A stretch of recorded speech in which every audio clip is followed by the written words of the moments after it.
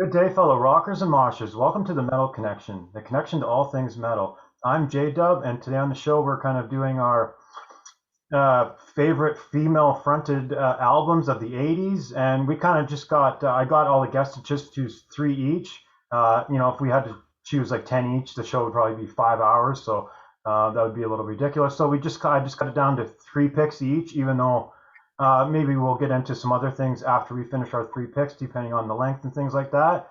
And I was planning, another guest was supposed to join us, and he kind of had a personal issue and had to back out. So Ryan here, right beside me, had to kind of just joined in last minute. So he's not really fully prepared. So I don't think I'm going to kind of get him in the rotation. Like he'll just kind of chime in and kind of just do whatever do whatever he wants, sort of thing. Yeah, pretty much. So anyway, so we got Ryan here from Damage Incorporated channel. He has got the Damage Incorporated. I will put the link down below if you're not familiar. So check out his channel and things that he's involved with. So Ryan, if you want to introduce yourself and maybe say whatever you want to say. Yes, I am a lot. I am Ryan Arnold. I also go by Demon Master Reviews. I do have the channel Damage Incorporated, where me and several others do album rankings and what we call retrospectives, which is our band reviews, just adding clips like live footage, interviews, and clips of music videos and stuff like that for majority of the time rock and metal bands, but we will sometimes venture out of it and maybe do maybe a pop or country or whoever, Currently we're focusing on the metal and rock bands, but at some point we might do that. Cool, and then right below him we got Brian from Brian's Funhouse, who also has a channel, Brian's Funhouse. I'll leave the link down below. And Brian, if you want to introduce yourself.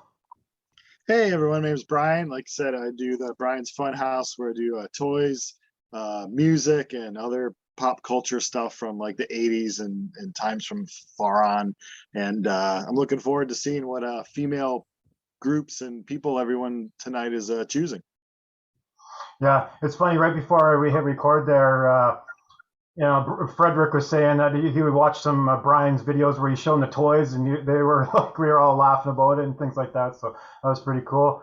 And right beside Brian, we got Peter Wilson. If you want to introduce yourself and say hi and things like that. Hey, so I'm Peter Wilson. I'm from the band Four Trips Ahead. I'm a really intense hard rock, metal, and music lover in general. And I'm in New York City, and I'm excited. I just came from a mixing session. I'm rushing in to talk about great music with other like-minded folks. So I'm excited about being here. Yeah, thanks for joining me too, or thanks for joining us as well. Yeah, it's great. And right beside me, we got Frederick here, Frederick Zunko, and Frederick's got a channel of himself where he kind of shows, he's got a ton of albums, and he really loves talking about it, kind of stuff. So Frederick, if you want to introduce yourself. Yeah, thanks, Jamie. G'day, YouTube. My name is Frederick. I'm just a new YouTuber, and I love my metal, and it's going to be a good chat tonight. So I'm looking forward to seeing what everybody's going to bring to the table. So let's have fun. I definitely expect Frederick to have some very obscure female-fronted heavy metal bands here that I don't even know. So we'll be excited for that. And maybe I'll just get I'm not going to really put Ryan on the spot here. So maybe I'll just I'll put Brian on the spot here. And Brian, if you want to go up first and kind of show one of your picks that you chose here tonight. Sure. It's probably a pick that everyone thought of, and it's I wouldn't say generic pick, but it's for sure a pick that when you think of heavy metal and you think of female, the first song I heard was Lita Ford. Yeah. You see the video on MTV where she's playing a housewife, and then she gets all strapped up, and then she breaks out and then becomes the one and only Lita Ford that we all know. It's got a lot of great songs on it. I'd probably say this is my favorite one. I do own her first album, but this to me was the first one I bought. I bought it on cassette, and then I soon enjoyed it enough where I bought it on LP. Came out in '84. She has Randy Castillo on drums that soon left her group to go to Ozzy. It's a heavy hitting album. It's pop, hard rock, heavy metal. She's always stayed true to heavy metal. Of course, Joan Jett, her, they used to be in the same band. Joan went more of a rock and roll. Lita went more heavy metal. And I have a thing for blondes. My wife is a brunette, so she's so happy that I have a thing for blondes. And in Kerrang, they had a 3-part thing where it was a 4-page poster, and there was 3 parts of it. So you could complete this like 12-page poster of Lita Ford, and I had it on my ceiling. It was like 6 feet big by 4 feet big, and I would just sleep every evening looking at Lita Ford, playing this album, and it's just great. And here's her first album. So for sure, like you look at that and you go, that's the kind of woman you want to bring home to mommy, But that's a great album. That's a great album. The first one. I was hoping that I kind of knew someone would pick that, but I'm glad you did. It's a great record. Yeah. She plays the main guitar on that record too. A lot of times there were these bad rumors on, that amongst friends, like, oh, she looks good and she sings, but she doesn't play guitar. Lita's a great guitar player, and she's one of the few that still sounds really good and plays really, really well from that age. So salutes to Lita. I have like Lita Ford curse. Every time she comes through Chicago or around the area, I'm either out of town or I have plans on that evening. So she's the one person that I've loved since childhood pretty much and have never seen live, because whenever she plays, I always have something else to do. But I have her albums. The albums after these started to go a little more poppy. Of course, she had a huge hit with Ozzy and stuff. But to me, these first 2 really cement her as one hell of a player. Yeah, that was one of those that I was instantly thinking of, because there was only a handful, and Lita Ford was one of those that I thought of. So it's awesome that somebody at least was going to mention Lita Ford at least. Well, yeah, and you mentioned Peter, that you mentioned her guitar playing, and we probably all would be familiar with that. She came from the Runaways, a guitar player in the Runaways. So I think for her, guitar is the first thing on her mind, and then the vocals and the things like that is second for her. So she doesn't really, she definitely cares about the voice and the vocals, but I think for her it's the guitar first. I think it's insane. Like I think her first solo album came out when she was like 24. So she already had a whole career in front of her at age 24, which is just insane.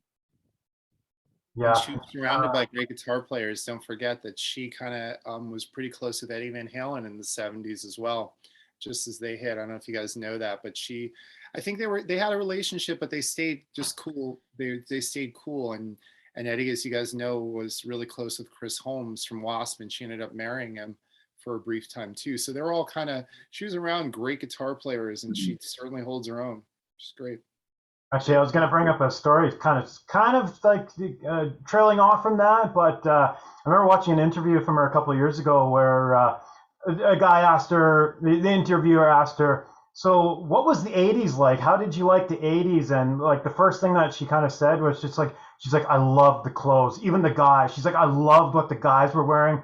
She was just like, I would just like see a guy and he was wearing this amazing, colorful spandex, animal print shit, and she'd be like, we would just go into the bathroom and just fucking get it on. And she's totally not shy about saying that. She's like, oh fuck, we'd go in the bathroom and just like right there on the spot. Awesome. I was like, holy man, she's quite the wildcat. Like she's like, so I think she probably was with quite a few rock stars and people, and not shy to say that she was. Like you were saying, she might have been with Eddie Van Halen, and then she, so. Well, I think the thing that's cool about Lita is that she just pretty much was like unapologetically this badass woman, and like just figured if guys can do whatever, so can I. And I think it was really inspirational. But like you said, what's great about her is that I actually think she became a better singer throughout the years. Those first 2 records, like a lot of her stuff is her voice is a little bit all over the place in terms of like she kind of was topped out, and she became a really better singer, which is ironic because the music became poppier. Although there's some good stuff on Dangerous Curves. I have a couple of those. I have all those records. But it's funny because I think her voice got better, so they figured, oh, we'll try to do more pop stuff as she got produced by Mike Chapman and had those hits in '88 on the Lita album. But she always, like, I totally agree with you guys. She's a great guitar player, and really, I think always like focused. Her bands were always great. She always played with like top musicians, and so yeah, totally inspirational. She's great. Yeah, I was going to add that my favorite Lita Ford is Dangerous Curves, and then I looked on the back of the CD that I got. I was like, it's 91. I'm like, it's not even 80s. I can't even include that in the show, but that is my favorite Lita Ford since the topic did come up either way. But I think a lot of I think when people think of Lita Ford, they just think of that self-titled that when she had that big hit with Ozzy. But I was like, no, my favorite's Dangerous Curves, but. But cool, we had a nice little Lita Ford shot there. And yeah, no, I was expecting kind of Lita Ford to come up, so I did kind of have this ready here just in case we did talk about her. And cool stuff. So, Peter, if you want to go up and show one of the pics you got here. This is really hard. So I'm surrounded by all this vinyl. I'm hiding behind my head, and I'm tempted as you guys talk to pull out things too. So I'm going to start. I'm going to go obvious a little bit. I'm going to start out with like, I tried to stay away from and I'm hoping people will talk about them, but I already heard Lita talked about. I stayed away from a lot of the ultra known folks or super popular ones because I figured that someone will mention them, and if we don't mention them, then we'll talk about them at the end or something. I'm like, oh my god, of course no one mentioned this. But I see a lot of shows, so I'm trying to kind of pick people that I really love that are sort of popular or not, but I think that they just made great 80s records, and they stand out to me. So my first, I'm going to go ultra from my heaviest, and then I'll go, I guess, a little bit less heavy, but still rocking. So my favorite female fronted metal album ever, I'm going to start with, and that's Wendy O. Williams. Wow. I was going to show that album actually. Sorry, I got you. So Wendy O. Williams. Wow. So the thing about Wendy O is that she, I love the Plasmatics. I thought they were really cool. And really fun, and I think she was outrageous and everything else. But their albums were kind of like I liked Commander. I liked some of what they were doing, but I just kind of felt like the songs weren't always there. But she was just great. I loved her, and I thought they were great players. But I was never like totally captured. Like if you listen to Plasmatics records, they're great songs, but the albums were kind of uneven, and sometimes the production suffered a lot because of that. So eventually what I ended up doing was I kind of like, check them out and I kind of put them aside. But being a big Kiss fan, I found out through the grapevine that, hey, Gene Simmons is producing her first solo record. So I went out of my way downtown. It was really hard to find her album. The album, Wow, was actually on Passport Records, which is like a subsidiary label. And at the time, it wasn't easy to find. And so I had to order it via import, even though it was domestic. It was this whole thing. It was distributed through Gem, which did like the Ozzy records and stuff, the early Ozzy records, European pressing. And lo and behold, you flip around the Wow record, and it's like full of Kiss guest stars. And it's full of Plasmatics members and really great New York City, like hard rock legend session guys.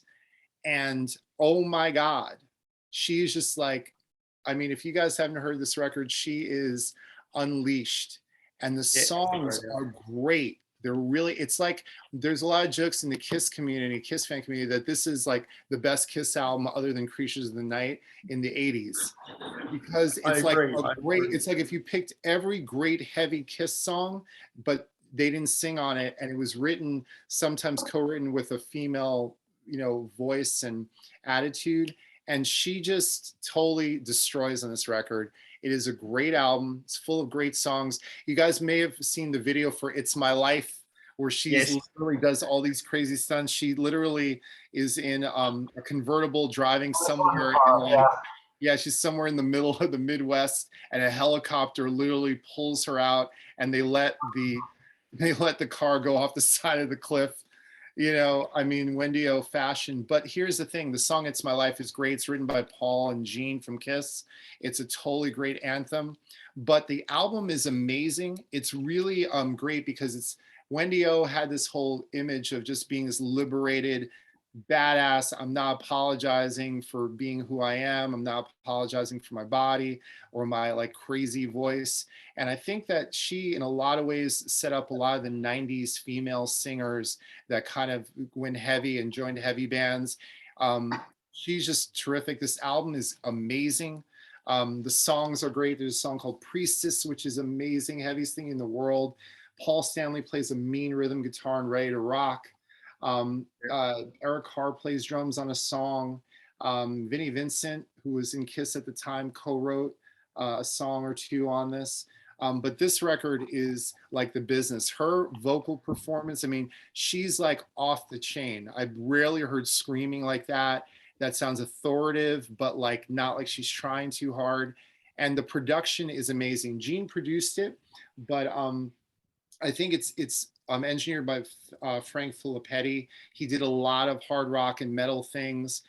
This is a great record, even if you're not a Plasmatics fan. But if you're a heavy metal, hard rock fan, it grooves. It's just, I can go on and on about this record. But this is truly, when I think about like great female fronted metal, albums, this is to me the pinnacle. I don't think anything's ever been better than this and more consistent. The last thing I want to say about it also, which wins for me, like I love a lot of male singers or hard rock singers and they have female background vocalists. I love this record because she's the female lead and the background vocals are dudes yelling. It's like gang vocals. So it's like, it's so cool against her voice. So yeah, so Wendy O. Williams, wow. That's my first pick. That was the first album I brought. And then I went back and got into the Plasmatics because like you said, that is a great album. It's heavy, and it's just you think it was a Kiss, like you said, you think it's a Kiss album, but it's not. It's a Wendy O. Williams album, and she just belts it out. She didn't give a shit, about anything when she was alive, but sadly she did pass away, and I was kind of thinking, like if she didn't commit suicide, I wonder if what her style would have been now if she kept, if she was alive. Would she stay in that sort of thrashy, hard, punky style, or would she have gone into a more commercial style like Lita Ford? I don't think she ever would. I mean, I know that she did like a weird kind of hip hoppy. Yes, I heard that album. Yeah, yeah. It's not bad. It's not bad. But it's not great, right? But I think you make a really great point, Frederick. Is that like I wonder if she had been able to kind of if she didn't have the issues that were going on with her, which I feel so bad about. I hate talking about her in past tense, but you wonder if she had seen all the groups like the Lacuna Coils, and maybe she was around when Skunk Anansie came out, but like learned more about the all these bands that she influenced, like Lizzie Hale and Hailstorm and all these great female fronted groups, and not to mention like Epica and Within Temptation. Even though it was a very different music, all these women are coming out and making all these great records, in the last 20 to 25 years in heavy music.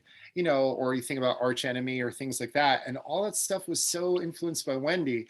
And you wonder if Wendy had made it, maybe she would have kind of gotten that mojo again, because I think she would have made another great, I don't think she would have gone commercial at all. I think she would have. No. It would have been more, probably dirty, a bit more dirtier, a bit more rougher, really, sort of, maybe she would have gone back to her hardcore roots, would have been, maybe. Yeah. She could have gone to her hardcore roots with that crossover with a bit of thrash, because like the Maggots album she released with the Plasmatics, that was a thrash metal, concept album, which was a good album as well. So yeah, Wendy Williams was an innovator in the hardcore and the metal. Like you said, she inspired a lot of women. People call Doro the metal queen, but I think Wendy Williams was the metal queen the first metal, the true metal queen. Then Dore followed on into her footsteps and became, the second queen of metal. I think them and Warlock were probably about the same time-ish. I think Wendy was probably a couple of years earlier, I think, roughly. Yeah, I think pretty well the same. right. Plasmax came out like very, very like 79 and 80, like right at the cusp. But they were, as we're saying, they were a little more punk. This is like more of the metal album. And I think Warlock came out in Europe literally the same year the albums came out. Their first two albums were around the same time as her solo record. So I agree. I think they're contemporaries, but Wendy just had a punk kind of root beginning and kind of transfer into metal, whereas Doro and Warlock were metal straight from the get. Wasn't Wendy the one that she blew up the car on the Tom Snyder show, right? Yeah, that's Yeah. that was punk. That was Yeah. punk. That was really punk. Yeah. And she didn't give, like the way she dressed, she didn't give a shit what people said, how she looked on stage, if she had her tits out or not, she didn't give a shit. She just went out there and she just rocked it, Like I got the DVD of Wendy Williams and the Plasmatics, sort of a documentary, and she didn't give a shit what people thought, So if her and Gigi Allen had kids, those kids would have been excellent.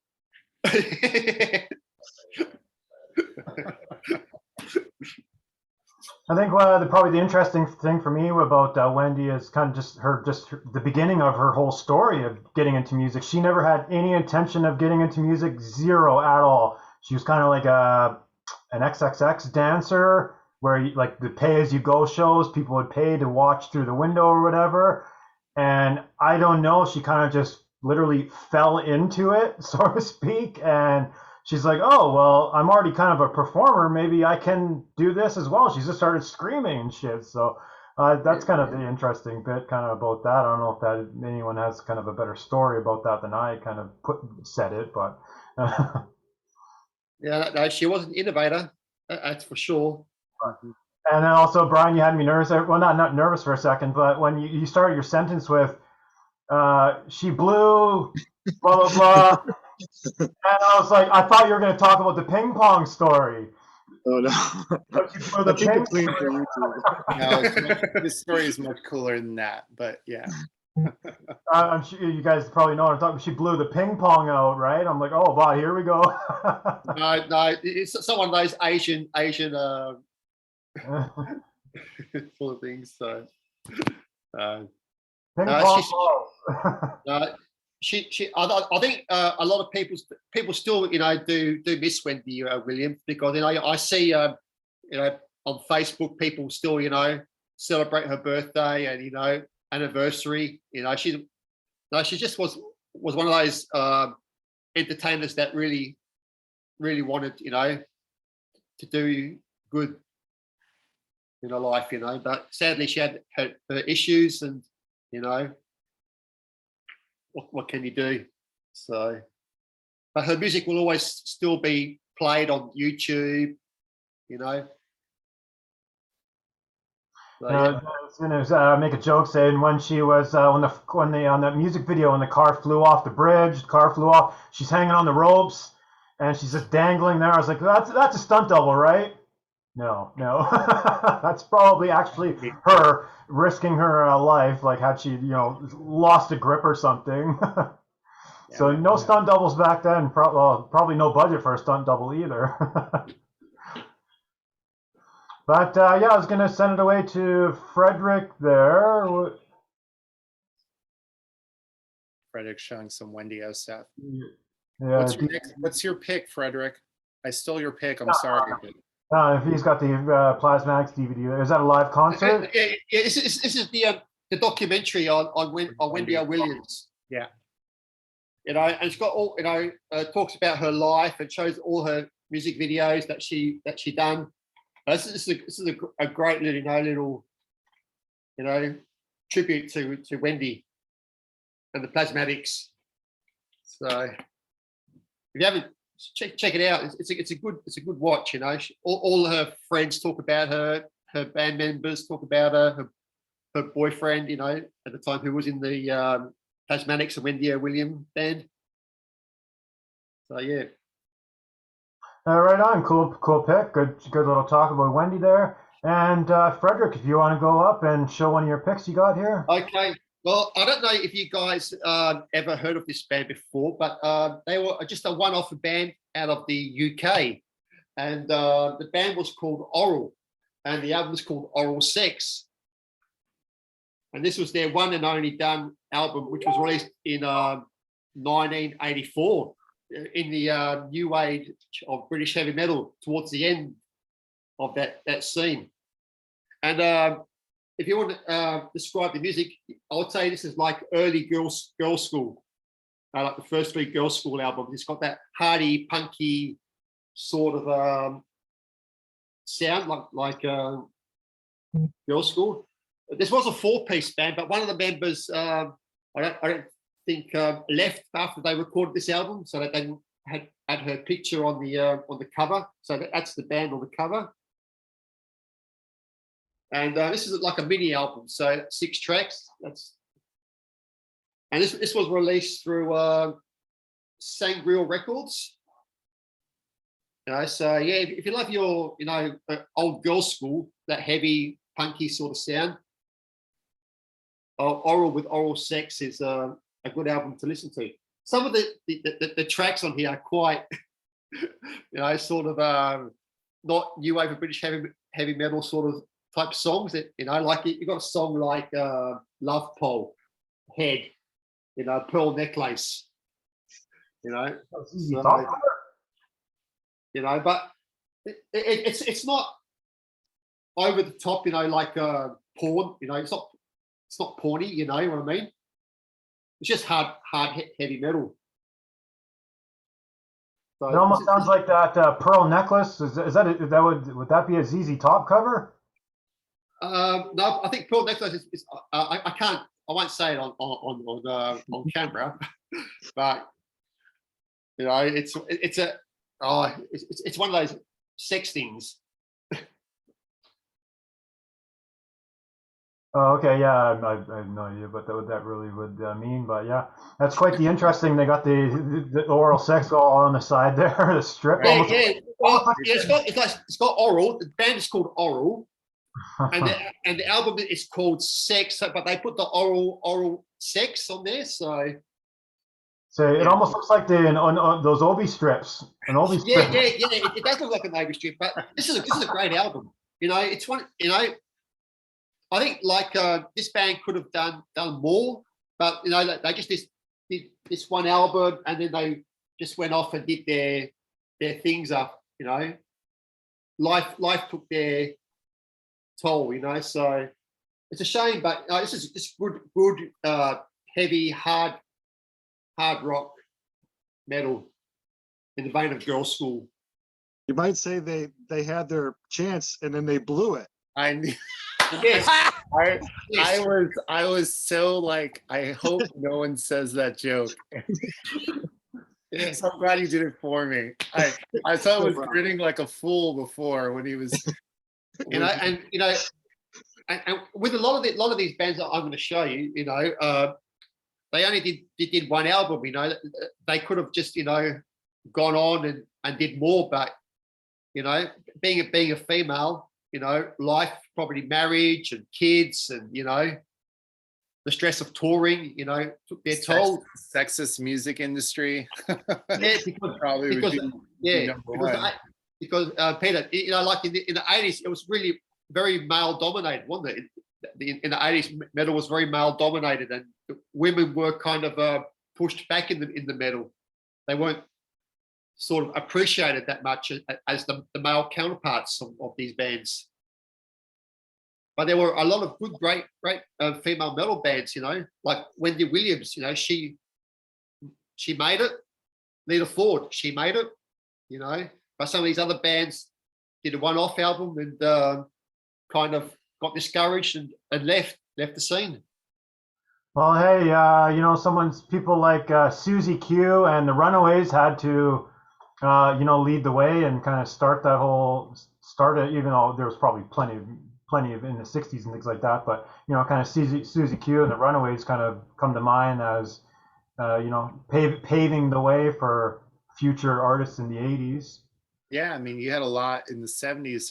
Actually, I'm glad that we didn't do the 70s because I would have had a really hard time.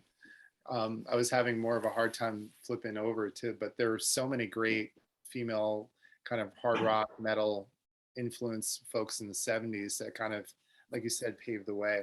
You know, like we just lost we just lost Betty Davis, who was a great example of like bridging like funk and hard rock and like a little bit almost like grooving metal from the, you know, early to mid 70s. And she was amazing, and she totally paved the way for like, you wouldn't have like a Skunk Anansi or a lot of the groups in the 90s without them. So yeah.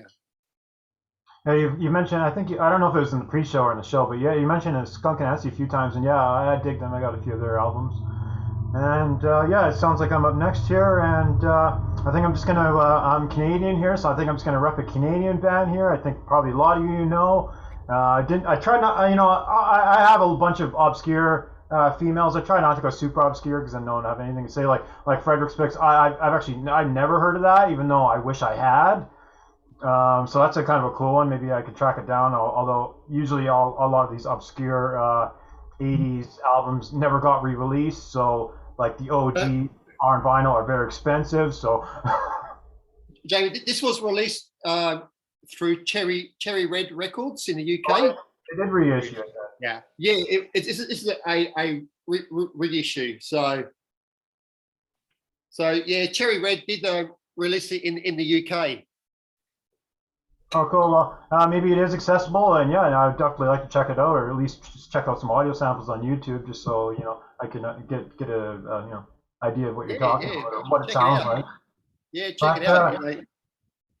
Yeah. Anyway, my first band I'll show, Canadian band. We're going back to 1982 here. We got the Headpins, Turn It Loud here, and this was Headpins' second album, I believe. I don't think I flipped that around, but I think out of the two albums, I think they had three anyway, but I think out of the first two albums that they did had, this is my favorite of the two. So that's why I'm deciding to choose this one. And yeah, Darby Mills just has this cool little rasp. I was trying to think of a way to describe it, but she almost has like this bluesy rock rasp sort of thing, and the music, a lot of the music's kind of driving, and yeah, her voice just goes well with it. And they did have a couple hit singles off this album. I know one for sure, Don't It Make You Feel? And so when I was a kid growing up, these are just songs that I would hear on the radio, Don't It Make You Feel? And there was another one that they'd play on the radio, is another one with the yeah in it, but Don't You Ever Leave Me. So they had a couple singles. I'm not sure if they were singles in the US or around the world, but I know here in Canada, they played those two songs specifically on the radio. So, you know, as soon as I was 8, 9, 10, turning on the radio, this is kind of the stuff, this is the type of stuff I heard. So, yeah, Headpins, Turn It Loud. I'm sure you all are somewhat familiar in some sort of way. It's not obscure enough for you.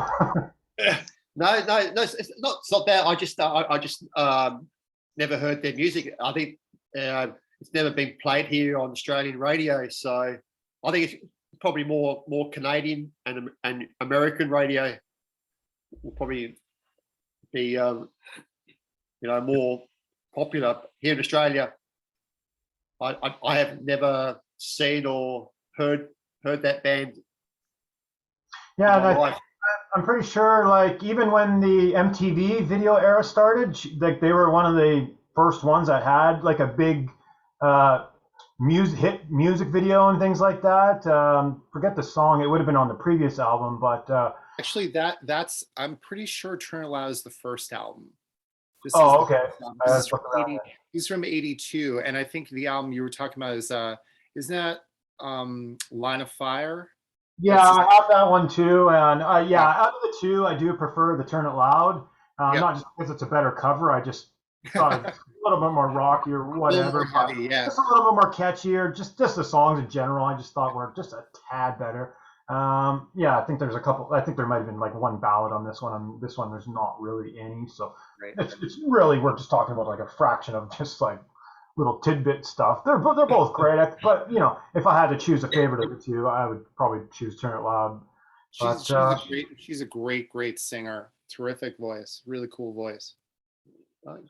yeah, and there's like a lot of classic rock festivals here still in Canada, and yeah, she makes her rounds, and Headpins makes her rounds, and still does the big, you know, nostalgia rock festivals and things like that. I've never seen them, but you know, I am familiar with them, always doing gigs and things like that. But yeah, they're still alive and kicking, and they still reunite and get back together once in a while. So yeah, cool stuff. I thought I'd rep some Canada's Canada stuff here.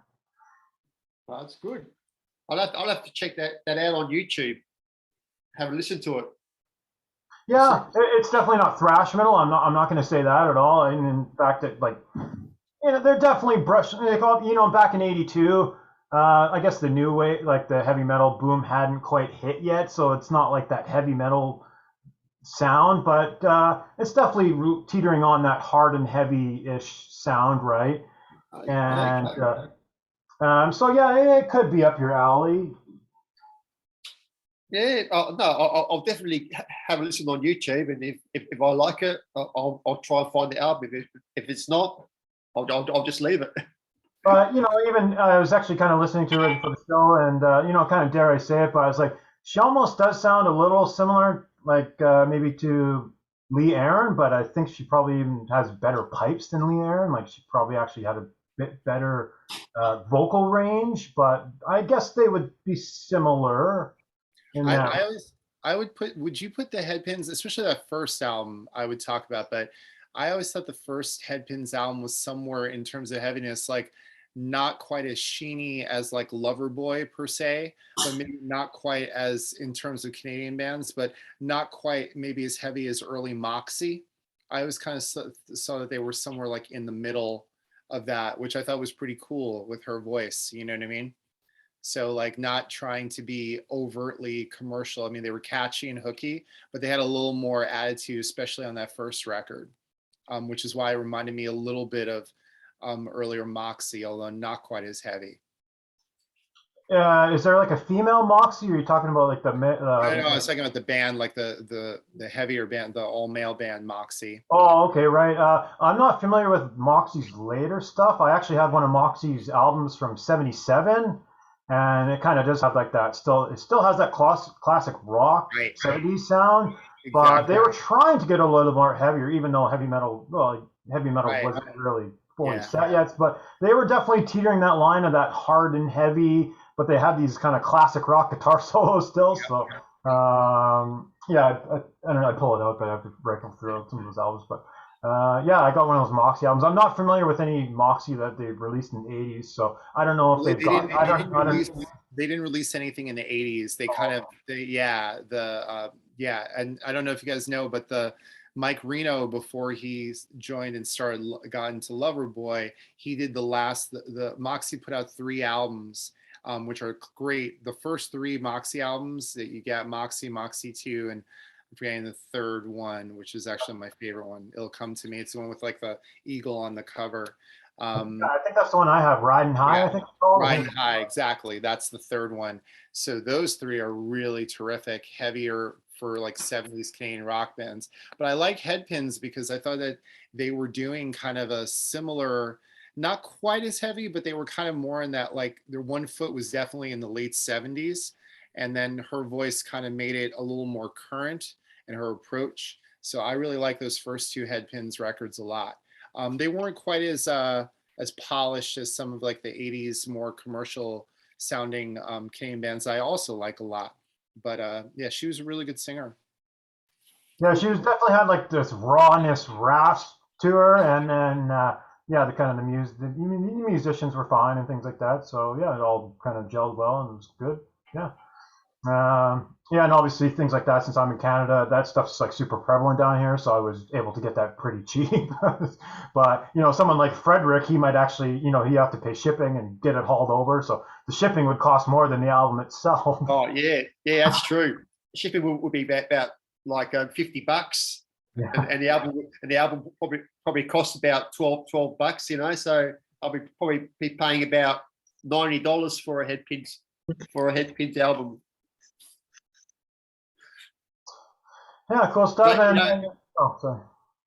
but if I liked it, I probably would buy it. But if I didn't like it, and I brought it. I would have wasted $90 on an album that I'll never listen to again. You know what I mean? So that's all good. Yeah, cool stuff. And Ryan went out and then flipped the order around, so I'll kind of have to do some flip flopping and remember who was going up next. But Brian, if you're up next here to show your next pick.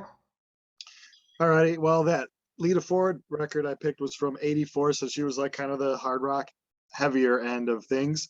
And on the pop synth things, which kind of the MTV era, one of my favorite group was Berlin, and the lead singer here, she did a great job. She had a great voice. It could be He's got the Berlin ready.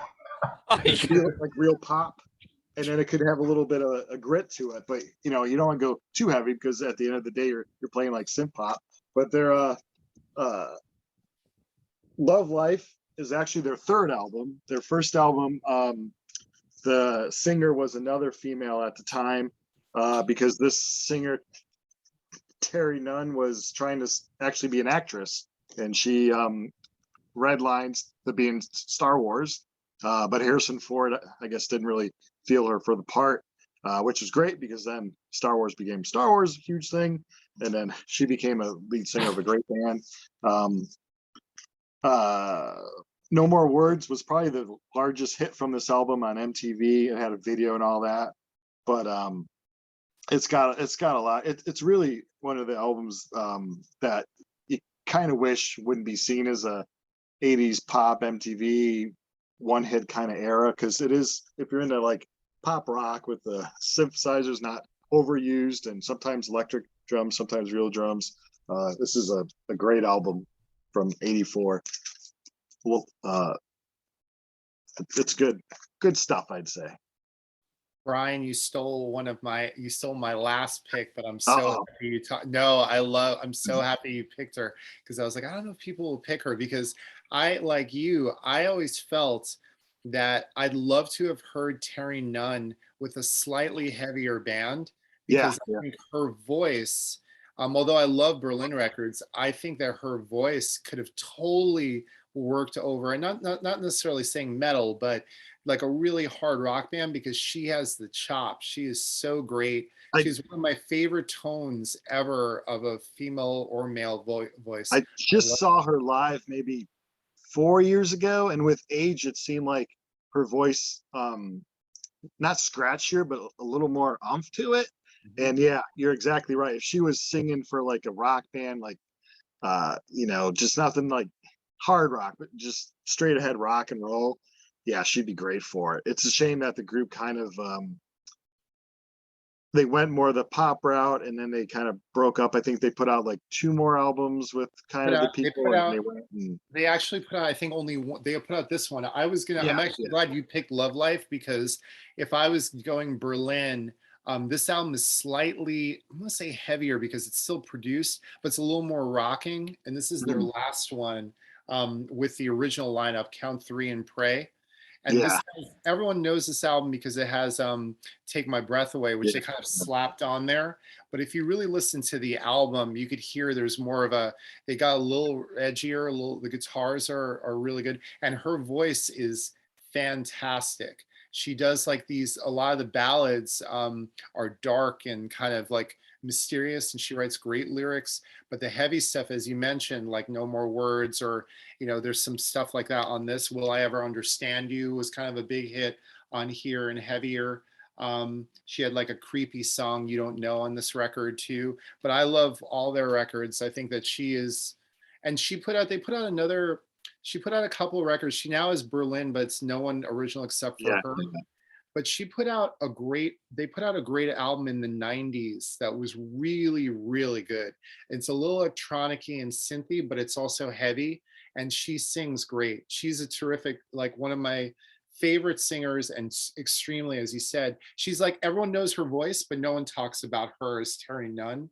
Like they kind of know, oh, I know that song, or I know this song. But she is like top of the top as a singer goes. I agree with you. Yep. And when she had the blonde and the black, that two-toned hair, that was really cool too. I know. Yeah, she was like, Great I agree look. with you.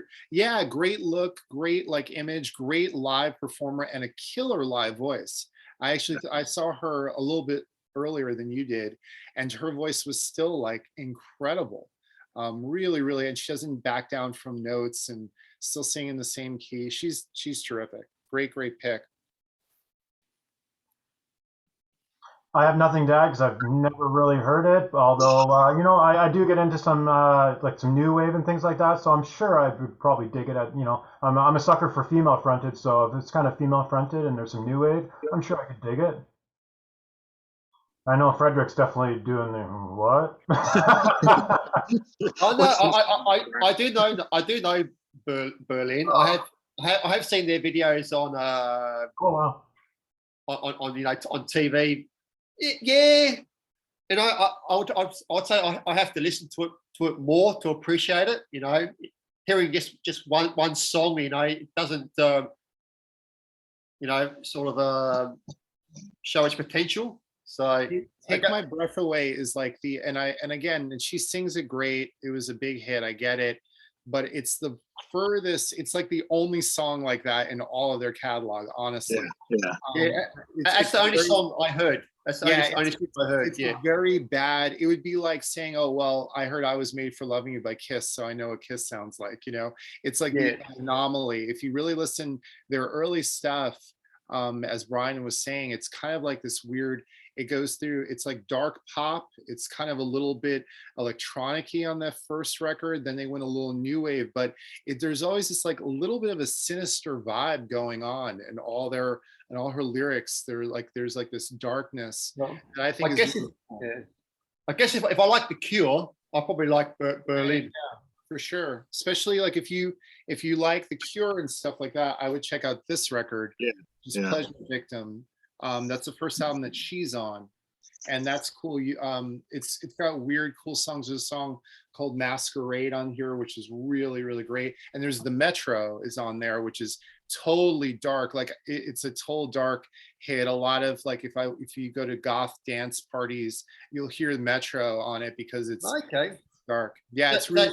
It's the debut album, or it's the second album, but the first with her singing. Am I correct about that, Brian? Yeah, the first album, I forget the singer's name. It's good, but because you hear Terry Nunn after that, you think, oh, she's not as good. But if the group just had her, it'd probably been okay. But yeah, it's the first album is with another singer. I forget what it's called.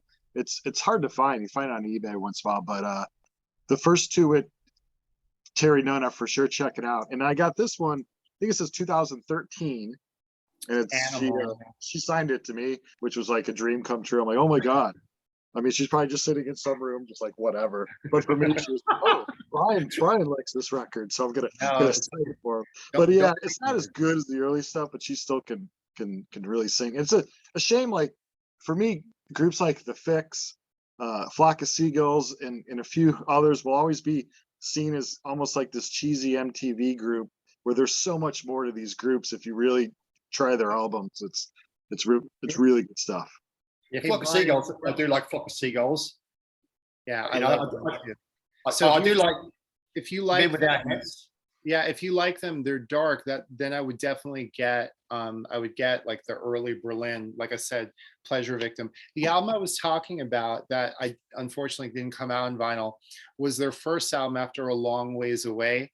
So Brian, I think the album that you were holding up was Animal, right? Yeah, Animal. That one's kind of okay, but but the album that's really good was actually not 90s. I was wrong. It's called Voyeur, and that came out in 2002. That's a great record. If any of you, I would put that along with the three albums, the second, third, and fourth Berlin albums. It's that quality good, but just fewer production. That's a great album.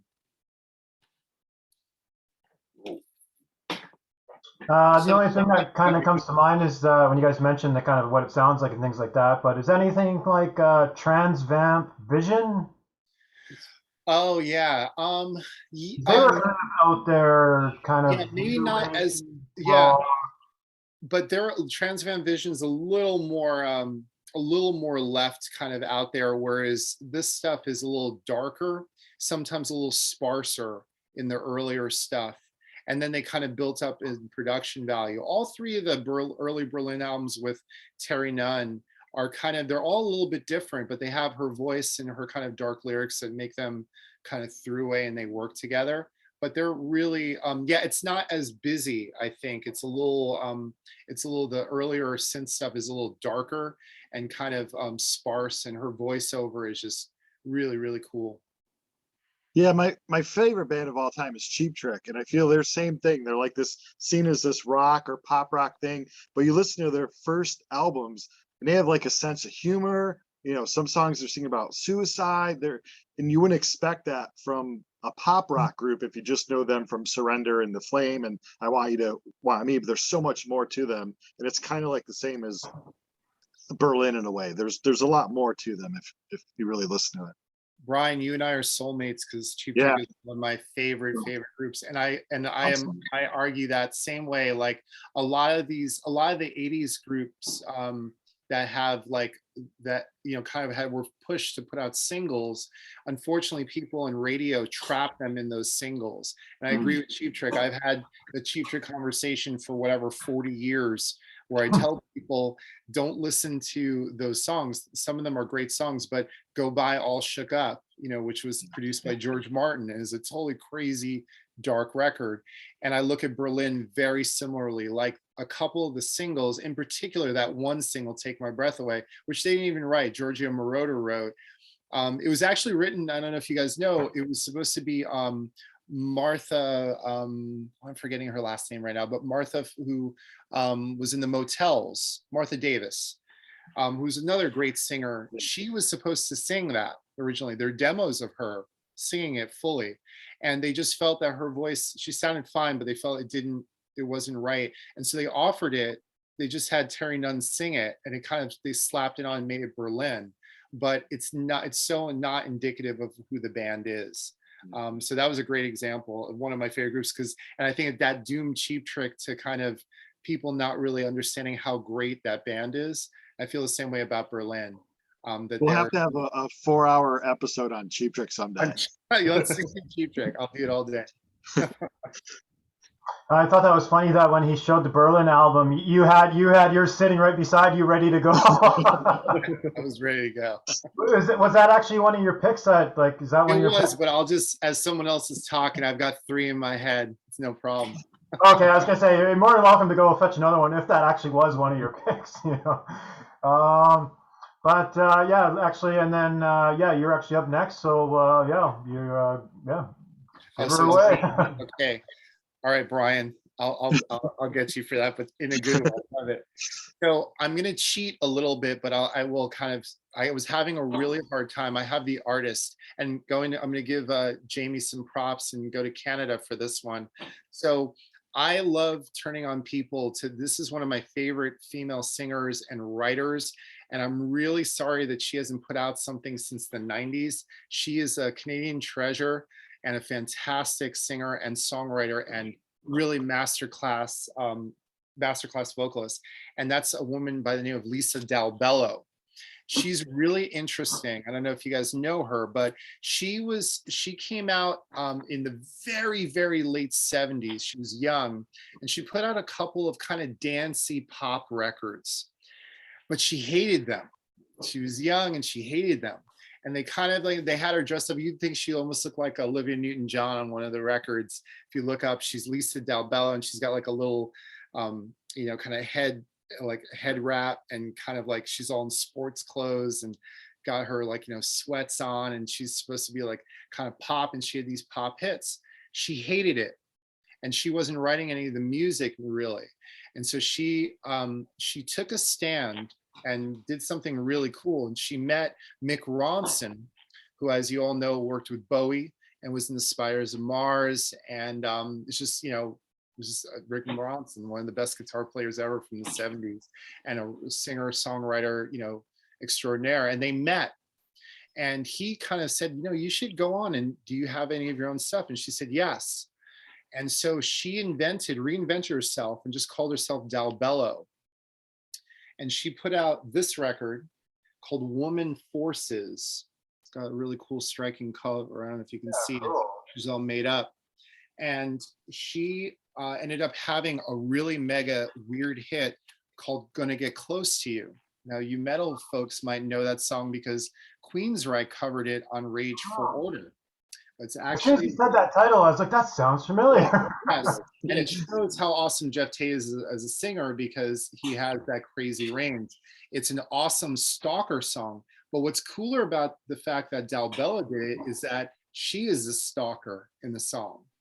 And if you see the video, she's stalking this dude in the 80s, and it's creepy and it's amazing. So she and Mick Ronson did this record together. They essentially played almost all the instruments on the record. And she went, as you can see on the cover, she went very different, not glammy, very dark and cool and weird. And she made this brilliant record called Woman Forces, which I love. So I was really going to pick this, but I went with my real heart because I love this record. And I still think it's pretty much as great as anything else she's done, although I love the two records after it just a hair more. But one of those is in the 90s, so I was able to get out of it. But this is the record I would pick if I was picking my favorite Dalbello record. So this album came out in 85, I think. Yeah, this Woman Forces came out, I think, in 85.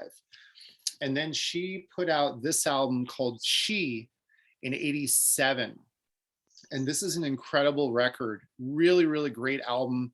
And she's kind of let loose. Now, what's interesting about this record is after she had the really big hit, even though her label fought her, they were mad when they heard the record. They were like, no, you're going too dark. It's weird. No one's going to buy this record. Well, it ended up being a bit of a hit. And so she had a little more clout. So she wanted to produce her next record, which is this one, She.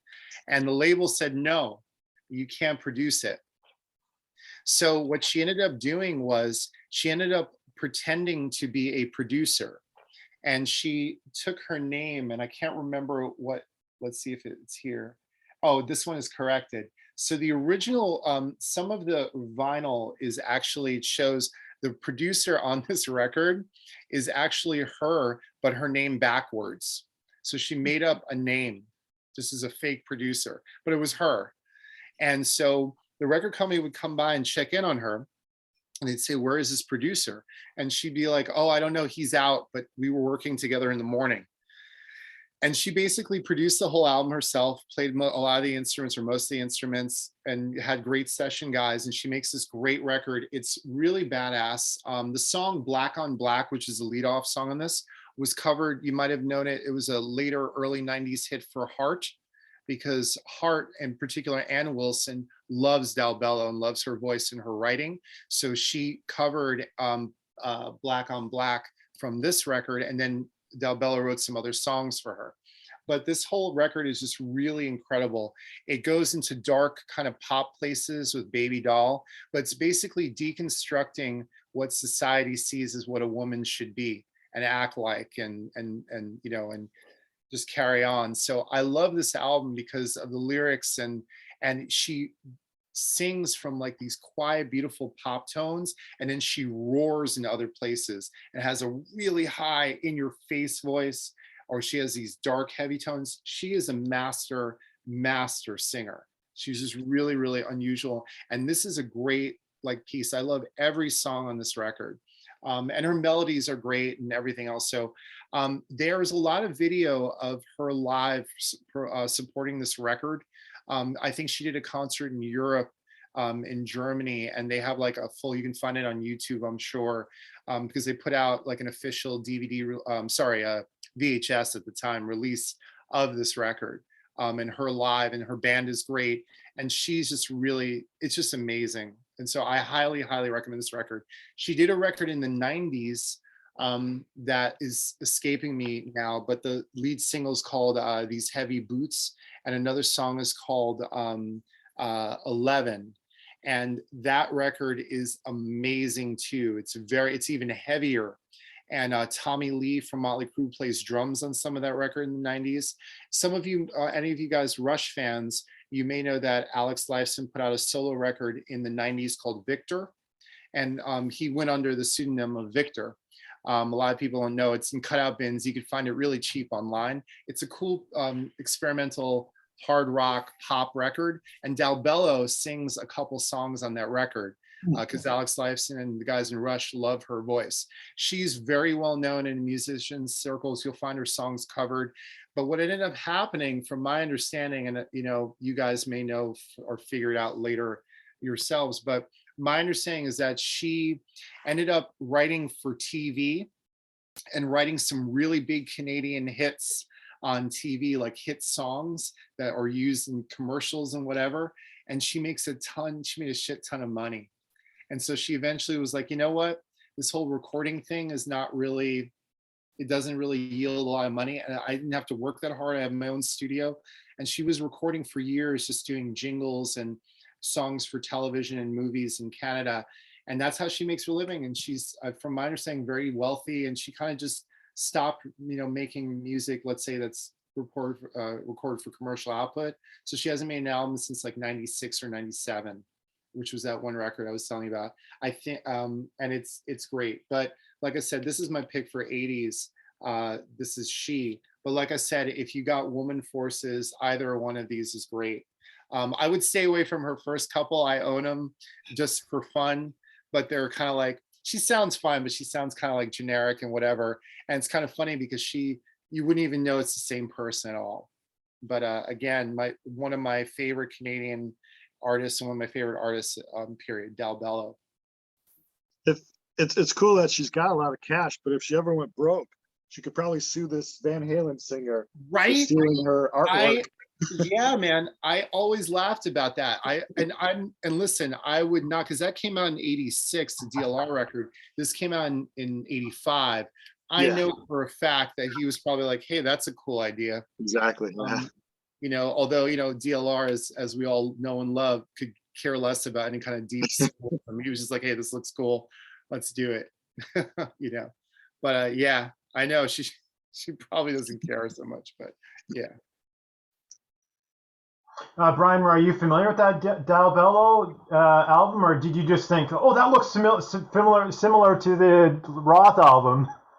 It just looked familiar. That's why I love this show, and I'm glad you asked me to be part of it, because there's a few groups now that I've jotted down that I want to check out, and I love Rush, and I've never heard of Alex having a solo album, so now I have another album that I need to go check out. Awesome. Yeah, it's interesting stuff. I know, like through browsing and buying and stuff like that, I've seen that the album, the main album that you showed, not the one with the face paint, but the other one. I've seen the cover. I don't know if I ever gave it a preview, if I actually heard it, or I wouldn't be familiar enough to even talk on it. But I have seen that cover in passing. Like when you showed it, I was like, oh, I've seen that, but that's all I've really seen. Probably just through browsing, or, looking for stuff to buy. I know I've seen that, but yeah, cool stuff, interesting pick, and yeah, I'm not familiar with it, although I'm definitely curious to know what that one with the face paint on it sounds like. So I'm probably gonna YouTube that and be like, okay, what's it sound like? When he was saying from Canada, an amazing voice, good, I thought, oh, Alanis Morissette album, he's gonna put up Jagged Little Pill or something, but so that's cool. No.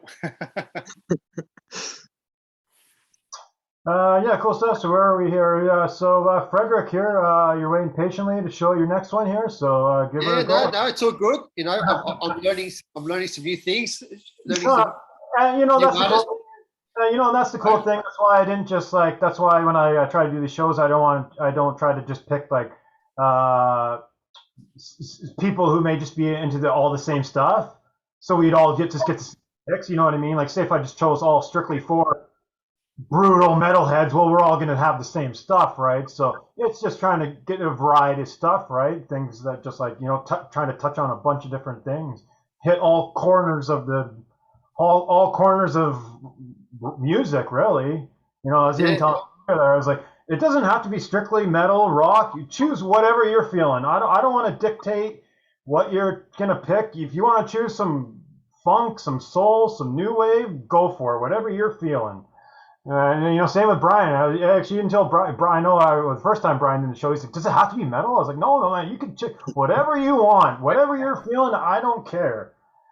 Because that is the cool thing about it. It's like you can choose whatever you want. Because even though this might be like the metal connection, the connection to the metal, almost anything could have a connection to metal if you try hard enough, right? Like new wave, funk, rap. You can connect anything to metal in some sort of fashion, right? Because metal came from all these genres, blues, right? Yes. Usually originated, Classical. right? Blues, classical. So there's a connection to metal. There's a connection through everything. So that's why I'm down with it. I think it's cool. But anyway, sorry to cut you off, Frederick. Yeah. So Frederick, No. It's all good, Jamie. It's all good. Okay, I'm going into my territory of Australia, and I'm going to show you one band that released again just one album back in '89, and that band is called Redeemer. Oh wow.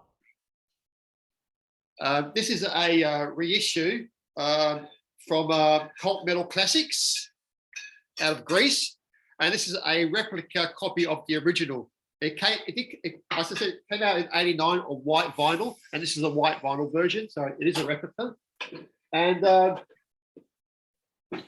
Redeemer are they have been known as a thrash band, but they're not really thrash. They do have that elements of thrash in there, but much more power metal, power speed metal.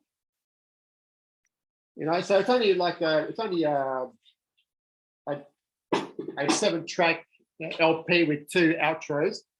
So just some fast-paced, clean vocals. I would say a little bit like Doro, but more vocals are cleaner than Doro's. It doesn't have that accent. So this is some just great Australian power metal from '89. As I said, they have been touted as a thrash band, but they're not really thrash. They do have that elements of thrash. The sort of fast guitars and this is a great. The cover was original cover, but redone a little bit, make it more brighter. And like an original copy of this goes for hundreds of dollars. So I'm glad Cult Metal Records did a reissue of this album, because I've been wanting this album for years, and this is like a grail for me.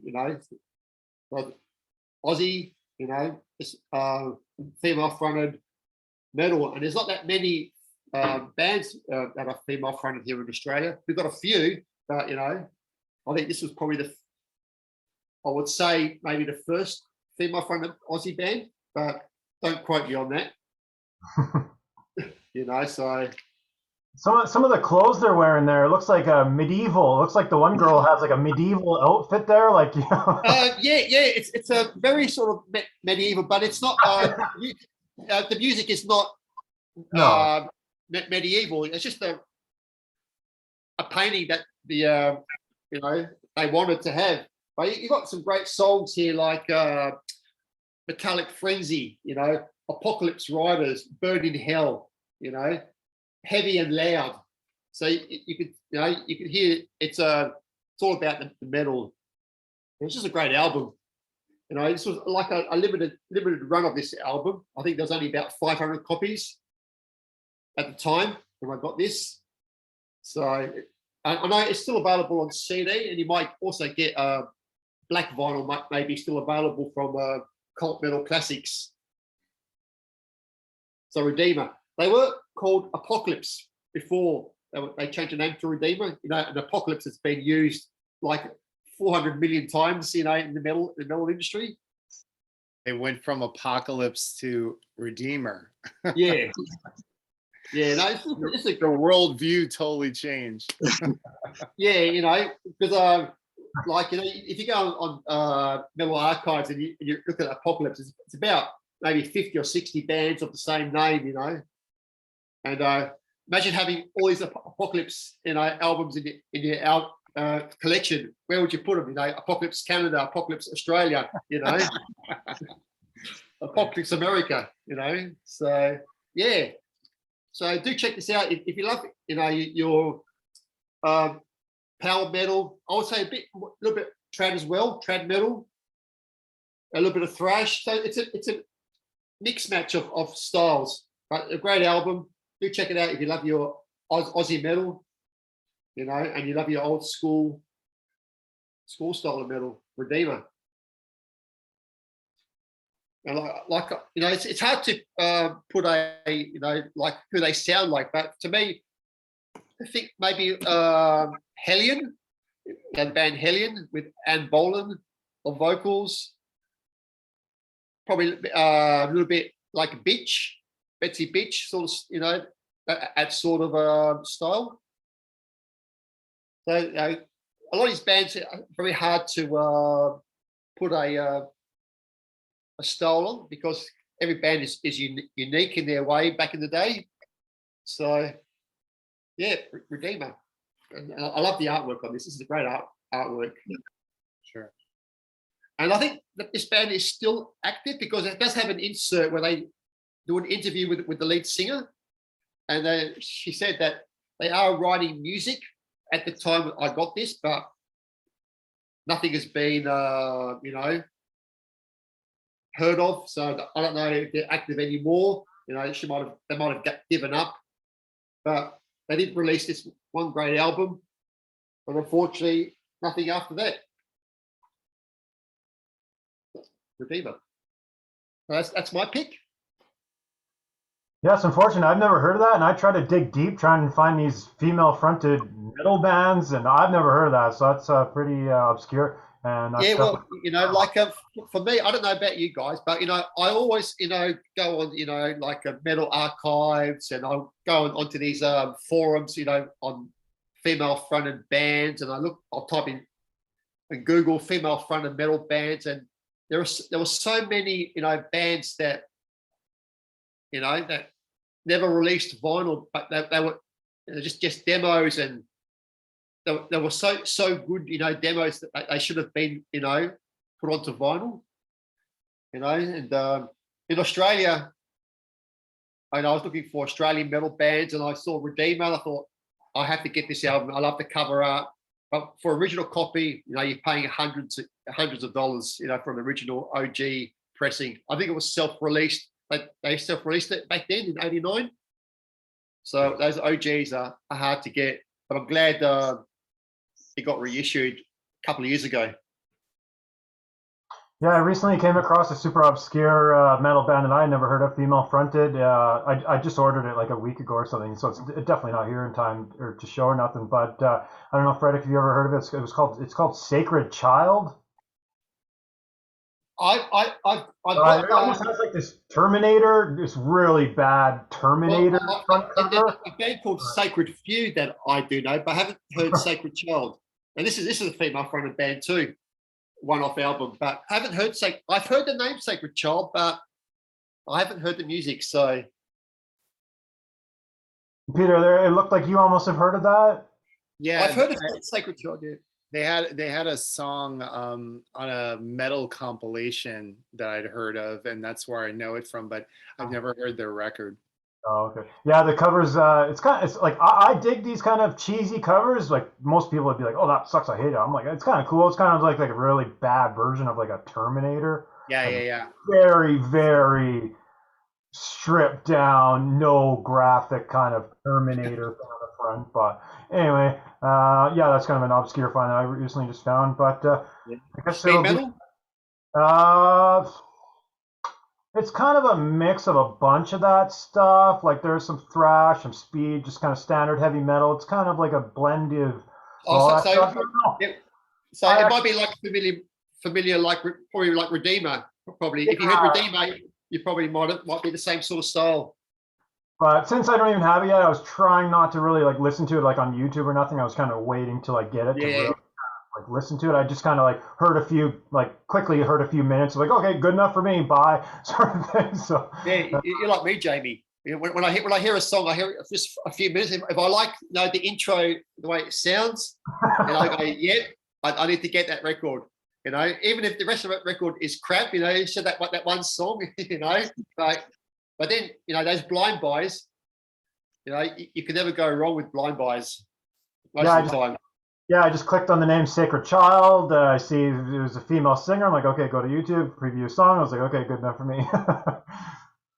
But Oh, cool. I'll have to check that out. yeah, anyway, so to me is this one. I should have done some research on this. I've been meaning to do. I meant to do it. Actually, I haven't showed it on my first video I ever did for the YouTube channel. I did like I just showed like 10 kind of hidden gems in my collection. This was one I showed, and during the video, I was like, even though they're an American band, a bunch of the last names, like there's the Frignito brothers and the guitars and the bassist, and Frignito makes me think, okay, those are Italian. That's an Italian name, Frignito.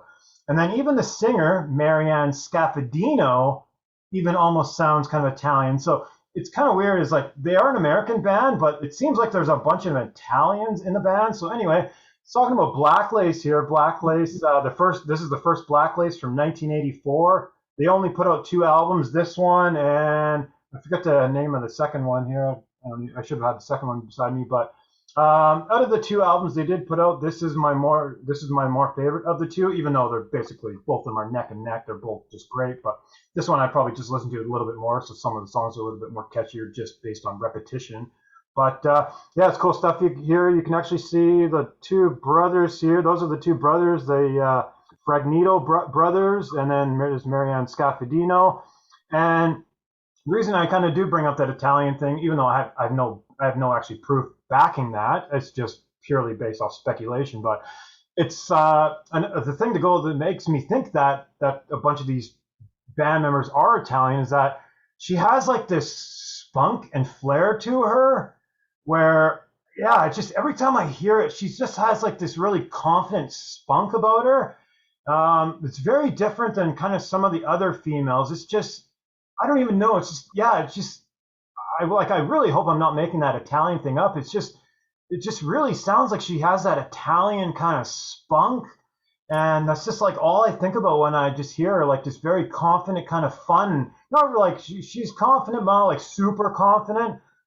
She's not like a huge like opera belt or nothing like that, but she's like very fun. Like she might be like, you know, very like fun and prancing around the stage and has like a spunk and charisma. Like there's spunk and charisma in her voice, and it's just very cool stuff. I love it. It's super catchy, and it's straight heavy metal. Like it's not thrash or speed. It's just straight up great heavy metal. And actually, even for 1984, considering I guess at that point the heavy metal boom had hit. So obviously this is 84. They wouldn't have just got together in 2 months, put an album. So they were probably a band in 82, 83 or so. They have an album actually, Jamie. It wasn't an album. It was like an EP that you used to get. I don't know if it was ever pressed to vinyl, but it was called Out on the Attack.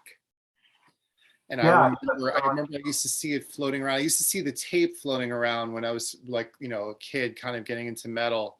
Yeah, that might have been the picture. I don't remember. It was so long ago, but I remember their EP, and I have this record. Yeah, it was very cool. And they're from New York City. Yeah, so that's why I remember. They used to play and they used to open for a lot of artists in New York. Yeah, so they were on like a lot of bills. I remember I used to see them, and the group Kicks used to be on a bunch of bills in like Lemoore, and they were opening up in Lemoore East in Queens or Lemoore's in Brooklyn, and they would play around. So they had a bit of a following, and definitely in Long Island too. They had like a bit of a following. So you've seen them? No, I never saw them live. I just remember their names. Like they were kind of like, you know, in the hard rock metal scene when I was growing up, you know, I had limited funds. So, you know, you kind of try to save up to go see as many bands as you can. Or if you saw, you know, if you could get into clubs. When I was about 15, I started getting into, or 14, I was getting into clubs I wasn't supposed to get into, but it was the 80s in New York and I could kind of do that. But they were one of those bands that you'd see around, like their posters were everywhere. You'd say, oh, I've seen this band. But Yeah, and so I have that first album on vinyl. That's a great record. But yeah, it's just like, and also something about like when two brothers are making music together, there's just an automatic chemistry. And I don't know, there's like, even though I've never seen them live, I don't think I've ever even pulled up videos, if there is videos of them live. I'm sure there is, but like on YouTube or something. But even though I've never seen like what they were like on stage or nothing, it's just like so apparent when you listening to it how much chemistry they all have together and how much fun they're all having. Like they're not, nothing is forced. Like they write these songs and they're just like having fun. Like the guys are doing. Sometimes she even stops singing and lets some of the guys sing a couple parts, and they're all just having fun. And like yeah, like I know I'm like I want to rip through all the songs, but you know, there's one song like "Damn Cheater" where like the guys are kind of just doing backing vocals, and it's just like they're having so much fun. And like her voice, like she just like has like this fun spunky attitude that's like that's all, kind of all I can really think about is like the term spunky. And I have my next album, I was going to show like she's not spunky, so I'm not going to really use that word again here. But yeah, she's just super kind of like spunky. That's all I can really kind of say over and over. But she's fired up. Yeah. Like yeah, they're fun. They're fun, but they're also yeah, again, they don't. I don't think they're taking themselves too seriously, not over seriously. So it's not like they're not like trying to be like super dark about it or nothing. Yeah, just super fun, spunky, heavy metal stuff. And yeah, and it's also something about the brothers making the music together, the two brothers there, just the chemistry and just like they're all having fun, great, good time. Kind of just like Lita Ford would get in the studio and she would just want to have fun, right? And so yeah, that's where I am with the Black Lace. And yeah, two great albums. Actually, this is one of the artists where I wish they would have made more because both albums were great. It seems like they were not running out of ideas. They still were motivated. They're having a great time.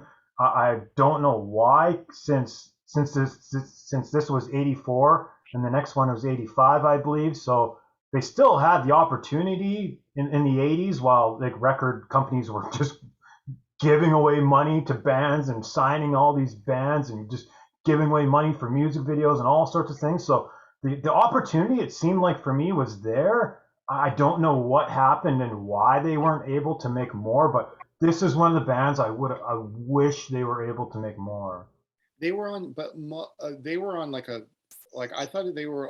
I always remember that album as being like self-financed kind of. Oh, did Mausoleum put it out originally, or they reissued? I'm not sure. This might have been a reissue, but it's.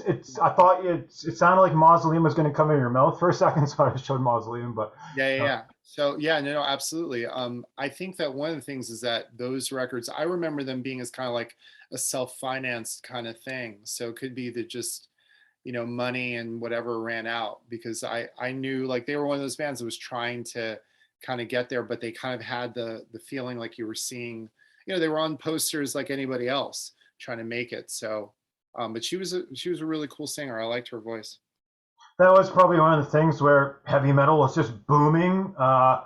The arena glam metal was starting to make its way in around that time, 84, 85, 86, right? And so they probably just got lost in the millions and millions of bands that were on. Well, if they were from New York, there would have been, you know, millions in, you know, New York and LA. So they probably just got lost. And it is unfortunate, like a big label did never pick them up or nothing like that, or didn't hear what I hear. That's too bad.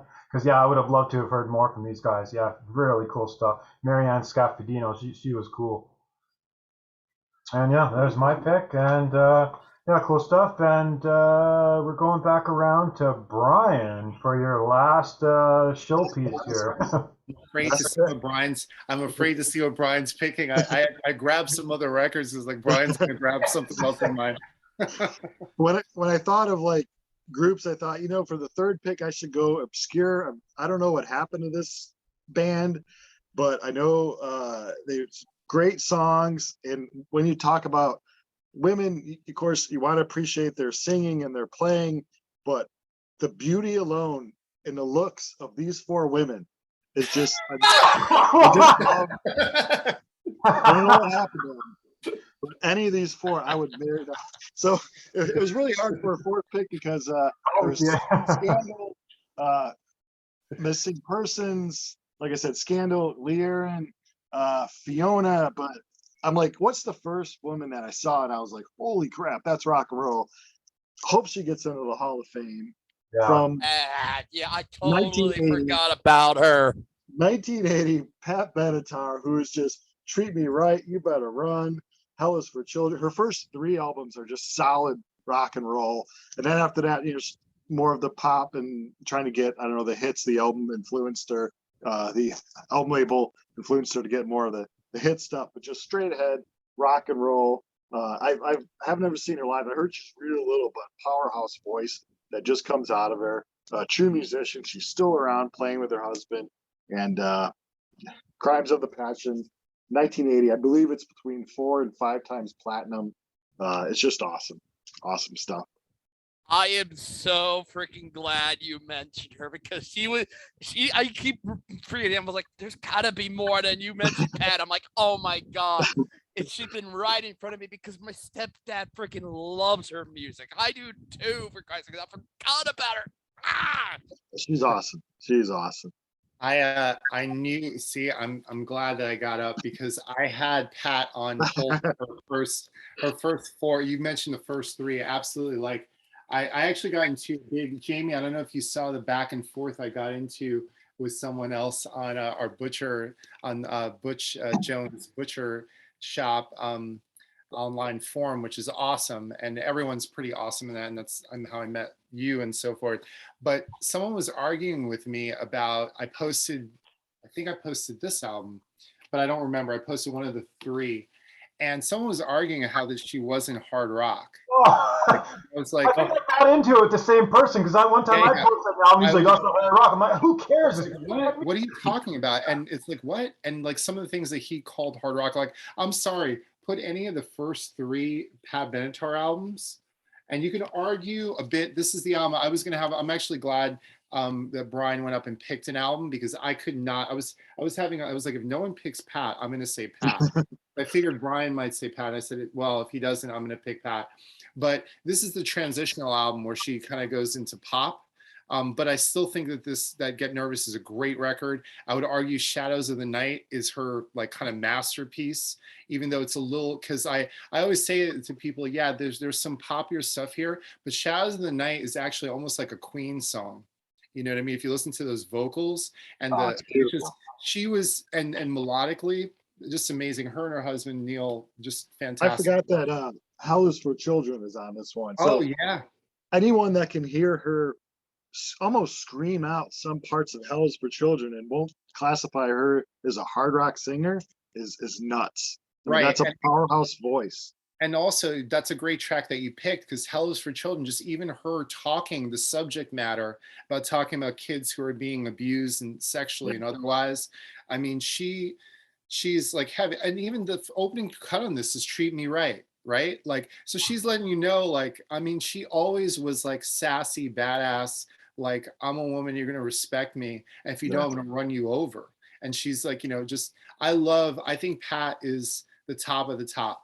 And but I'm glad you mentioned her, of course, and like any of the first 4 records. But I'll also argue for those of you that obviously we all listen to different types of music.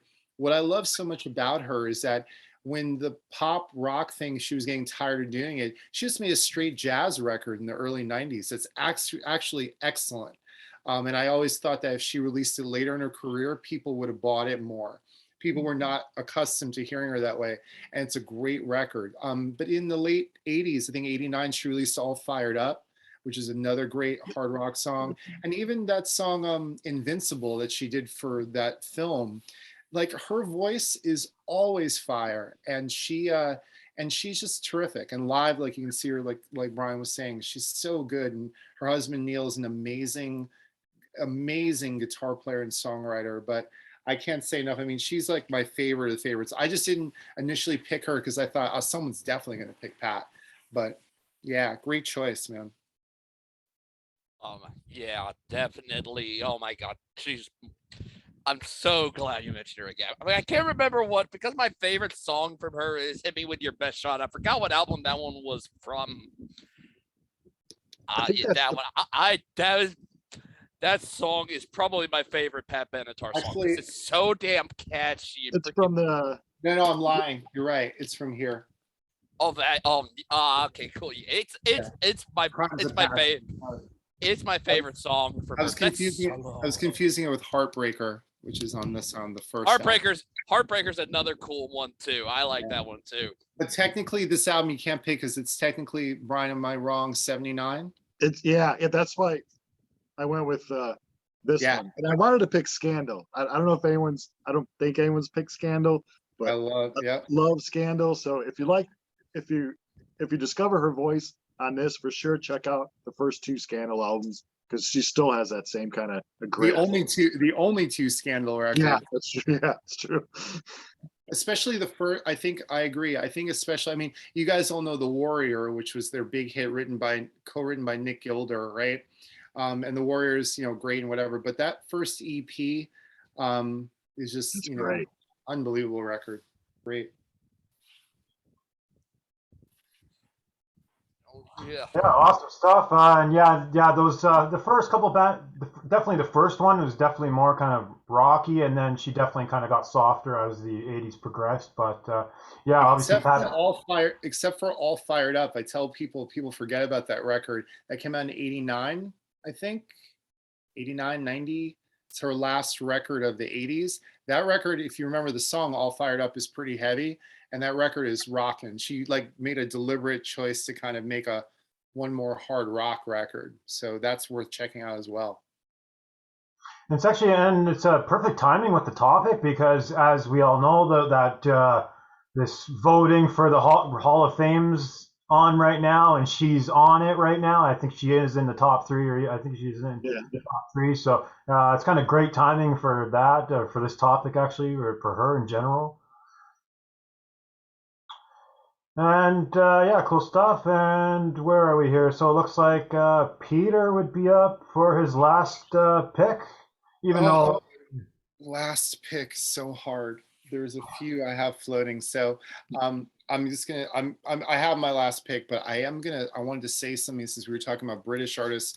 I'm just gonna flash them really quick. They're one of my honorable mentions. I don't know if you guys remember Rock Goddess. Oh, I love that band. Yep. Man, they were terrific. They're a 3-piece. We were talking about sisters and brothers, right? And the Turners, Julie and Jody, were a drummer and lead singer and guitar player. They were great. With Dee, I always forget her name. Dee O'Malley was the original bass player. This is the British cover, and the album is called Hell Hath No Fury. Great metal record. They're killer, and they were young. They were, I think the youngest sister, Julie, was 15 or 16 when she recorded this record on drums. Great album. This is the American cover, right? They made them, and she's sitting in a throne and looking all badass. And I bought this I was a kid, and I just saw the album cover, and they were called Rock Goddess, and they were really good looking, and they looked badass all in black. And she had a Gibson Les Paul.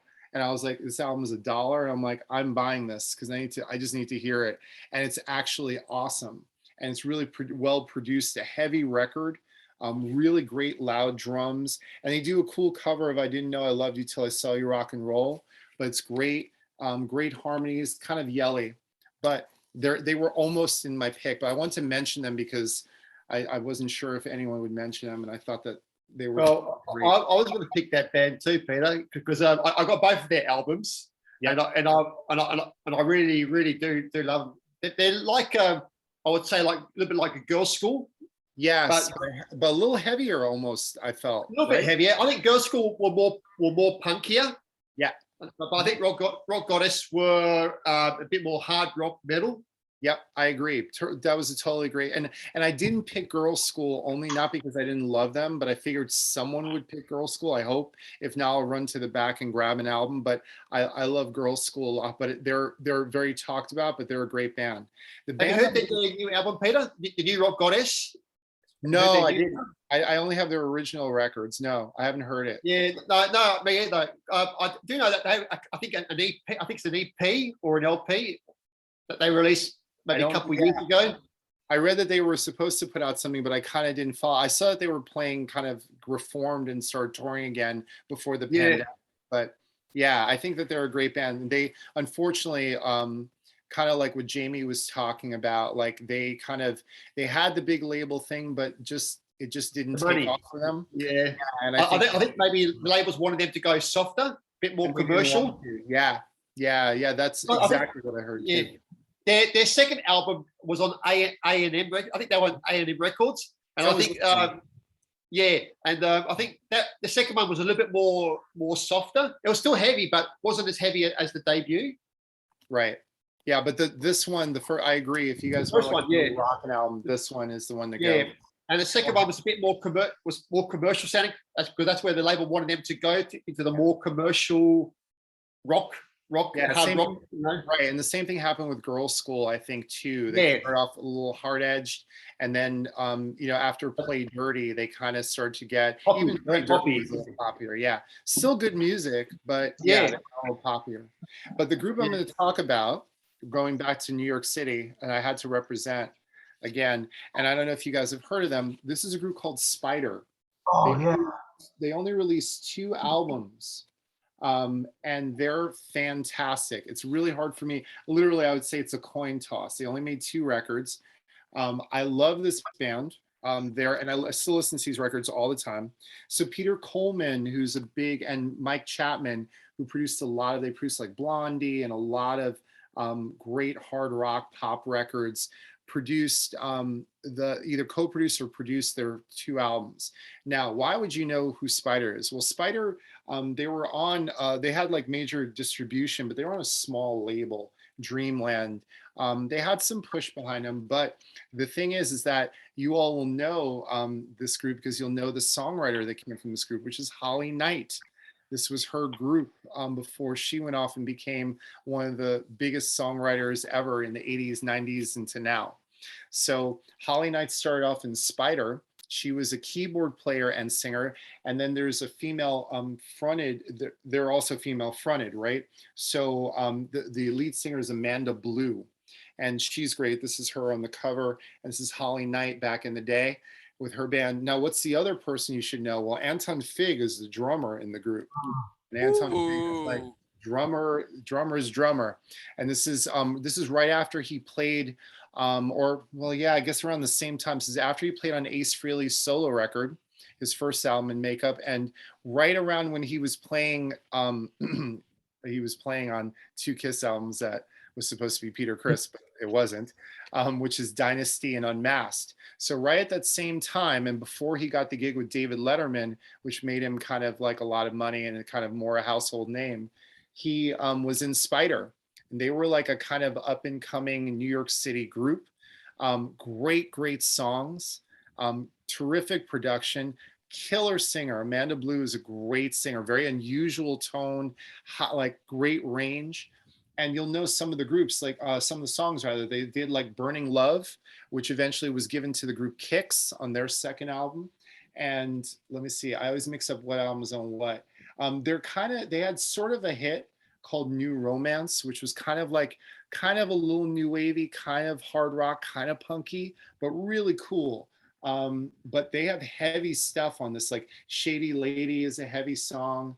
Honestly, when you listen to their albums, it feels like every song is a hit. Kind of going into Brian, we were talking a little bit about Cheap Trick, where the singles are a little deceiving because you wouldn't realize how dark. There's a little bit of this dark, gritty New York thing through these records. So this is the first album, is just self-titled, and this is the second album called Between the Lines. And this album, ironically, you'd think that, oh, maybe they're going to try to get a hit and be a little poppier, but this album actually is slightly heavier, which is what's interesting. Now, why would you maybe know this record? So if you guys have ever heard John Waite's first hit single, Change, which is one of my favorite songs from the 80s, that was written by Holly Knight, but Spider did it first. And they do kind of a slightly different version, but it's really awesome. This is also the original Better Be Good to Me that Tina Turner had the super hit on years later. The original one is on this record too, and Holly Knight wrote that as well. So as you can see, what's cool about listening to these albums, you're gonna be like, oh my God, I know this song, or oh my God, so-and-so did this song, but a lot of the songs came from the first 2 Spider albums, but they were done heavier and kind of cooler. So this is a must-have. I have to say, if you're into female-fronted singers, hard rock, it's kind of hard rock, it's kind of new wave, but it's not cheesy, and it gets heavy in places. There's even some like slight prog flourishes because Holly Knight is a great keyboard player, and you get to hear her throw down, which is kind of fun before she kind of just became, you know, a songwriter, which obviously has done incredible in her career. But these two albums are really great. Again, the lead singer is Amanda Blue, but the whole group is raging, and they're great. I haven't seen really good footage of them live on YouTube. There was something up for a bit and it was taken down, and I'm not sure why. But anyway, group is Spider from New York, 2 albums. One is self-titled. I know I'm cheating because I'm only supposed to put 1 album up, but they both came out in the early 80s, and this album is called Between the Lines. But I think all you guys will dig these records, especially because you're talking about. Are they hard to find, expensive, or is it something easy to? You know what's weird on vinyl? Well, in New York on vinyl, I see these around pretty cheap because a lot of people don't know what they are. Occasionally, when I see them online, someone knows what's up and they make them kind of high priced. I believe there's a CD though that has both the albums. Two. Oh, okay. And I think I have that. They reissued them, but it's really worth it. I mean, I honestly wouldn't pay a ton of money because these, you can find them around, but there are these like glorious things. Like I always look at Spider albums, like I look at Nick Gilder records. Like I think the first 3 Nick Gilder albums are must-haves if you're into like hard rock, power pop, but you find them really cheap because they kind of were everywhere, but they're great albums. And I look at Spider like that, but so they shouldn't be too expensive.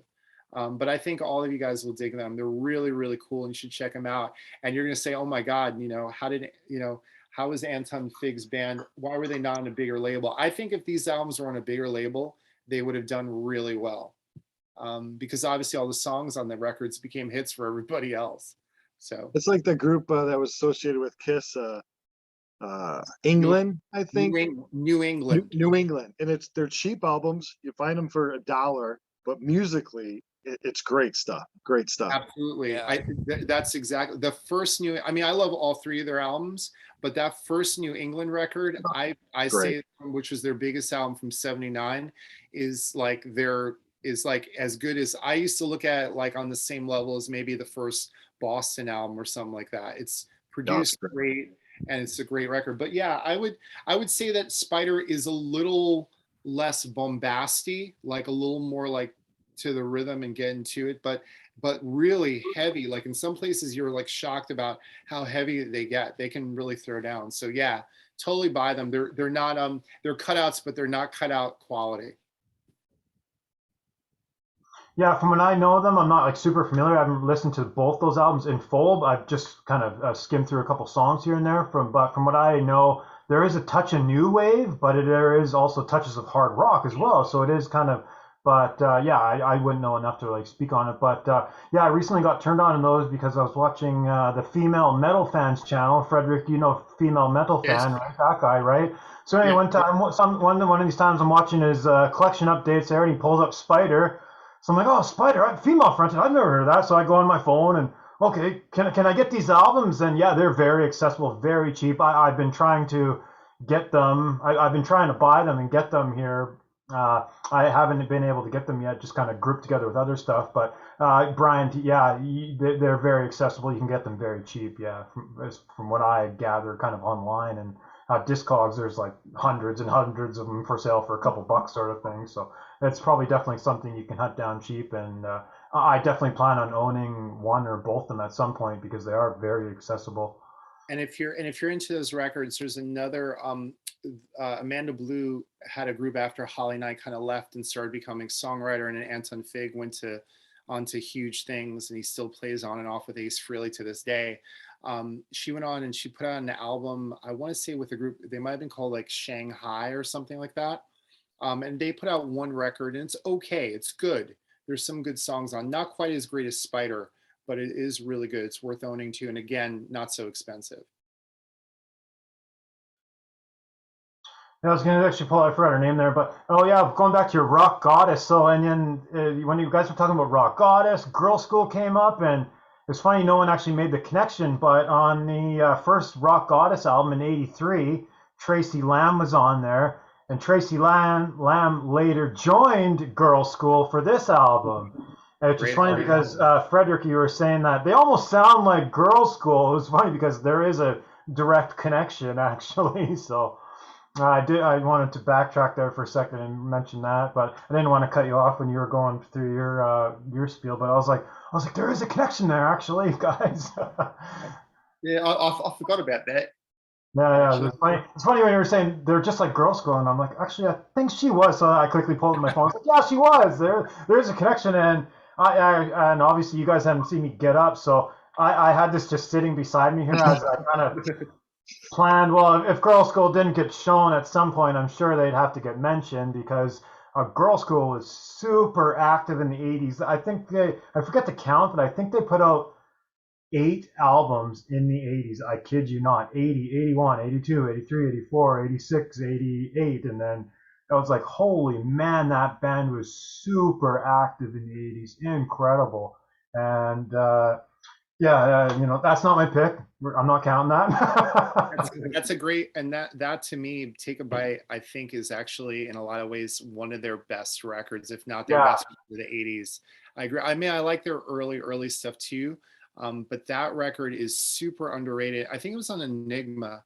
And it's a great, I remember they do a cover of Fox on the Run. That was the video.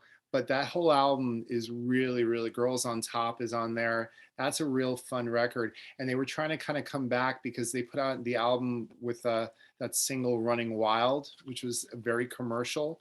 Good song, good album. But they lost a lot of fans. And I think that they decided to put out like that record, Take a Bite, to be a lot more immediate. And the songs are short and really in your face.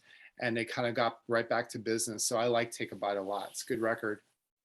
Yeah, it's heavy. It's like a heavy hard rocker, but at that point, like the kind of arena metal sound was in, so it has that great big huge production and mixed with kind of their heaviness. But yeah, it's a super cool album, super great.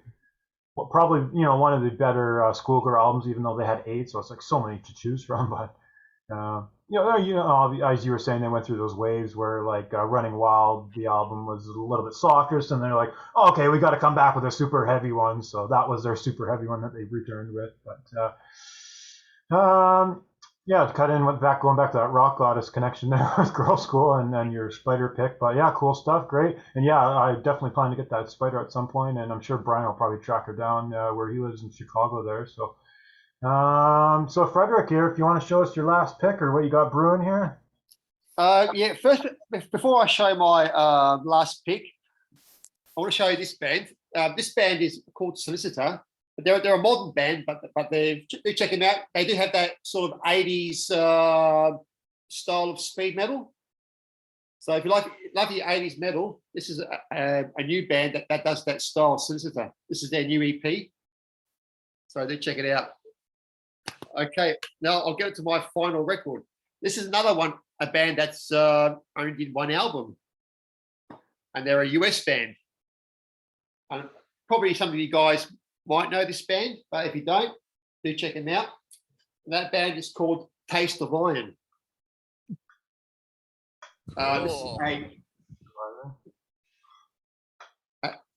That's the singer. Oh, that's a cool picture there. Back in the day.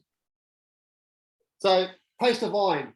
The album is called Resurrection, and this is was released through Blood and Iron Records out of Portugal, but it was licensed to Skull Records out of the USA. So this is your typical US sort of power speed metal back in '84. Oh. And they only did this one album. It's 12 tracks, and there is a bonus track on here from their first demo called Metal Beast. So yeah, just great sort of fast, traditional speed metal. Again, in the veins of Hellion. If you love Hellion, probably Beach again. That sort of early '80s, bands that have that sound. So Taste of Wine. I saw recently that they were still active, and I did look on YouTube, and they did. Was last year I saw I did a live show, but much more older. But I don't know if they're active anymore. They might have just called it quits. But they only did this one album. I really love the cover art. It's very dark. Sort of the menacing. Sort of serial killer looking sort of artwork. You got the lead singer sort of being like sacrificed. So it's not. I wouldn't call this like sort of the satanic sort of stuff. It's not that. It's just pure, fast, shredding, speed power metal out of America.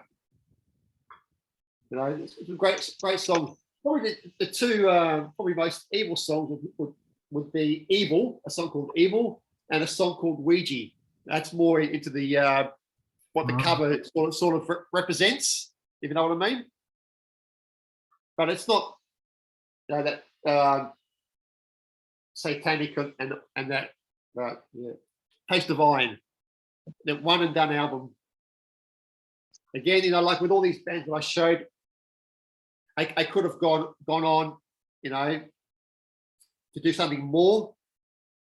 But with I guess with the changing of metal, sort of hair metal was probably big in the 80s.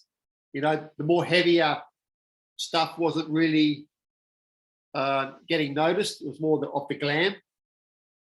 But this is an album that's got lost in the music industry. I don't think this is a rare album, but I think you can find it on YouTube, Discogs or eBay.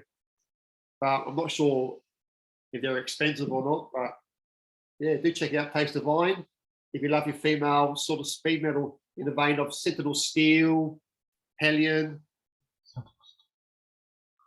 Yeah. Have you had that for a while? Like, did you get that back then, or is that something you found later?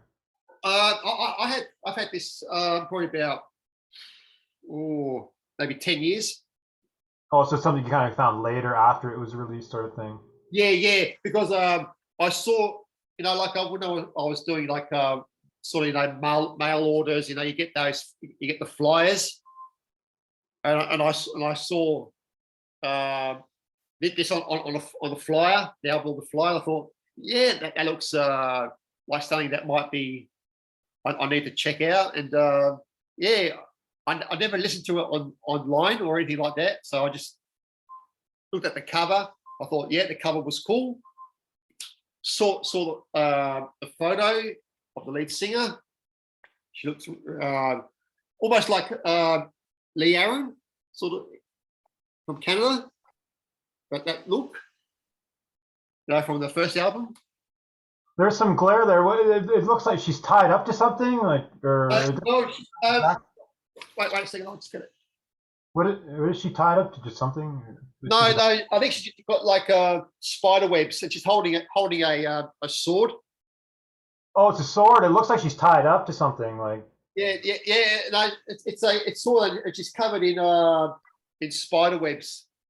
So to give me that sort of a more horror look, like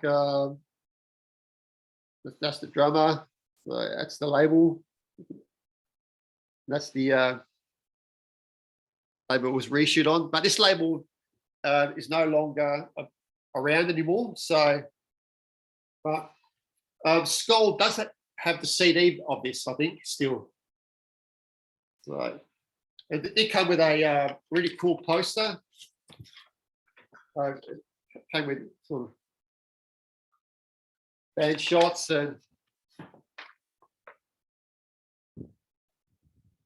really cool poster with the band on there. So yeah, this is just some great US heavy speed metal. A band that should have probably got signed to a bigger label like Metal Blade or something like that. 84. when Metal Blade were around, signing all those sort of underground bands, but they never got any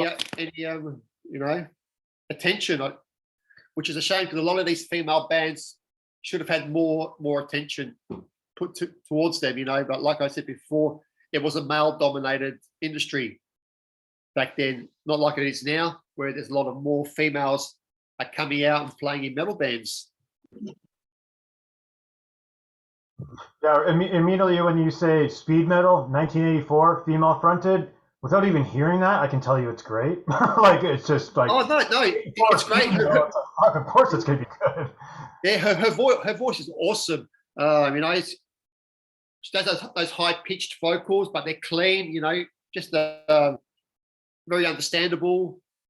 Very, it's not raw. It's kind of polished, but it's just great stuff. What's her name? Her name is Lorraine Gill. And yeah, no, she's a great vocalist. I'll put her in the vocal style like Anne Boleyn from Hellion. That sort of style, and probably a little bit of bitch in there as well, when she does those clean vocals.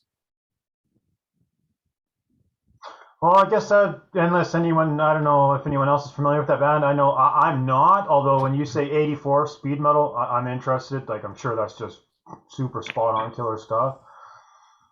But I guess that'd be a great lead in because you're talking about a whole bunch of things, which actually leads right into my next band here. You mentioned Metal Blade.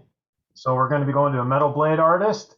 And I somehow randomly know this, but this was actually the first artist ever signed to Metal Blade Records in 1981, 81. I don't know if anyone knows the history of the very first artist that was technically ever signed to Metal Blade Records. Frederick might know, he might be going off to get the record there, but and also this artist has been mentioned a few times on the show. I think Frederick did just mention it. It was actually mentioned earlier on, like an hour ago or something. So when you guys mentioned it, I'm like smiling, like, haha, just wait till my last little showpiece here. But yeah, so we got the first artist, like not even female artist, like the first actual artist ever signed to Metal Blade Records was Bitch, the band Bitch, which we've mentioned a few times on the show. So I was trying to keep hush hush about that, but. I think some of you might be expecting me to show maybe even the first or second Bitch album, but by far, vocal performance wise, the actual Betsy album itself in 88 here, for me, the vocal performance on this album is just insane, through the roof, with just poise and confidence, and like she like has like this kind of southern charm, like I don't even want to say like this like trailer park kind of like vibe to her, and like I don't want to put people off when I say trailer park like trash or nothing like that, but like she's very confident, she's belting, like she can belt all over this album, and like she sings great on these Bitch albums, but I think some of the Bitch albums are kind of like a little bit faster. So she wasn't actually able to slow down and really belt this stuff out. But oh man, on this Betsy album, they tried to get, obviously in 88 here, we're full on glam metal. The labels just wanted hits, so they wanted all the bands to be less heavy metal sort of thing and kind of have these glam hits. So that's where they were going with this Betsy. They were trying to get Betsy to be a bigger name. They were trying to get her some hit songs and things like that. And regardless of, it may not be as heavier as like the original Bitch stuff, but I think vocal wise, she shines all over this album. And when I listen to this album, so do my neighbors, because as soon as this first song, like every song is a sing along, like I just want to sing along to every chorus, every kind of verse. So as soon as that first song goes on, the volume just goes a little bit louder, a little bit louder, a little bit louder, and I'm just singing along. And I'm not a girl singer. I'm singing along. My cats are looking at me like a freaking weirdo. But this is one of those albums for me where I just cannot help myself just how great this is.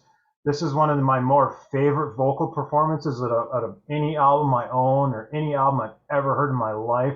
This is right up there for me. Just incredible. And yeah, she just has like, she sings with so much confidence and like strutting around and just like, yeah, she's just very confident. Like she just doesn't give a fuck. And just amazing. The vocal performance on here is just unreal. And yes, like it's slowed down a bit. Maybe like it's still heavy metal, but it's slowed down just enough where she like lets her vocal range breathe and just belt this stuff out to like exuberant kind of ranges. Just incredible stuff. I don't know if anyone's ever heard of it, but yeah, this is the only one I heard. You know, like that one. And you know, I do have some information about Betsy. She is still active singing. You know, she sang on a couple of Thor's records. Oh, cool. And she also sings in a band from the 80s, a band called Witch from the US. Have you ever heard of that band? She's the lead vocalist of the band Witch as well. But she's still active, and I think she's in her 60s, and she's still belting out. Yeah, I've actually pulled up some videos of I don't know when the videos were, but they were like newer videos, like in the 2000s, later 2000s, like 2010s, 2015s, and yeah, she's strutting around the stage and just she still sounds pretty great from what I heard and what I remember. But it's funny, even when I like post this album online or whatever, so like I'm listening to this now, people were familiar with Bitch, but then they had no idea that this even came out. Which is kind of. I knew that album came out. Like I'm a younger guy, so I somehow discovered this Betsy album. But you know, some of the older guys, they had heard of Bitch, but they never actually heard of Betsy. They're like, Bits and Betsy was connected. They had just no idea, right? So yeah, I think wasn't she originally called back in the early days Betsy Bitch? She was Betsy Bitch at the time. No, she was Betsy Bitch, and it's a shame because a lot of people. I mean, Jamie, I remember when that album came out. I remember like that was kind of like we had these early conversations before we went on, and we were talking about how people kind of abandoned groups when they kind of changed their style a little bit, and a lot of people unjustly so saw that album as a little bit of her quote unquote commercial sellout record, which is nonsense. But a lot of people. I wonder that, Peter. Yeah, because I've heard that. Yeah, someone like Frederick, like, oh, she's sellout or something, but. Yeah, but the production it's her voice, her singing. Like to me, I like that album a lot because I felt like sometimes on the Bitch records, I felt like she almost was a caricature of this like character where she had to kind of sing this way. What I like about that Betsy record is that she still has the heaviness, but as you said, her range, she really shows more of her range. She's singing kind of in slightly different styles, and the production is much better on that record. And some of the songs, like you said, I think they're better written songs. I think there's nothing wrong with like writing better songs. And I think that she kind of did that. And I always felt like it's a shame that people didn't give her a chance because old fans kind of that knew about the record, a lot of them were just like, it doesn't sound like the old Bitch records. And then other folks didn't know that she had this history. They just kind of saw this Betsy record and didn't know what to make of it. So I think she got caught between a rock and a hard place, but there's some great songs on that record. Well, this album reminds me of like Wendy O. Williams. Yeah, I was gonna say like like on that Bitch album there, like she's doing a lot of that dominatrix sleazy stuff, right? And on this album that kind of takes a back seat, and she's kind of just like more about the choruses and the catchiness sort of thing, as opposed to like the whiplash dominatrix sexy stuff.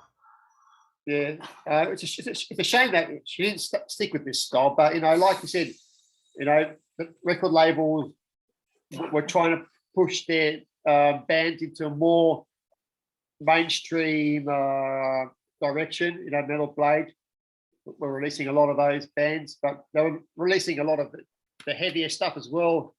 And I think probably Betsy, I don't know, was she ever happy singing that sort of more commercial style, or would she rather have stuck with what she was doing on this album?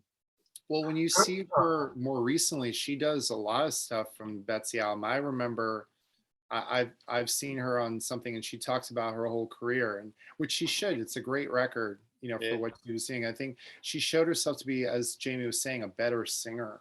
So I always thought that record, I agree with you, Jamie. I think that people that slag it, they're just kind of hating. It's like the people that kind of just think that an artist should just stay like that one record and not progress.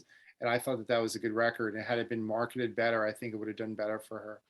Well, I do hope she does release something with Witch, you know, do an album with Witch. So I'd love to hear what she's doing on with that band, you know, because I know on the second last Thor record, she done guest vocals and she sounded really like her old style, but you know, her old style, but with her new style as on the Betsy album, you know, that really sort of hype, you know, really raw, rough, clean vocals, you know. So, and now she's in the glam band with Witch.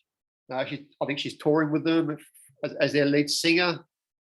Hopefully, they'll release some music, or if it's just a touring thing.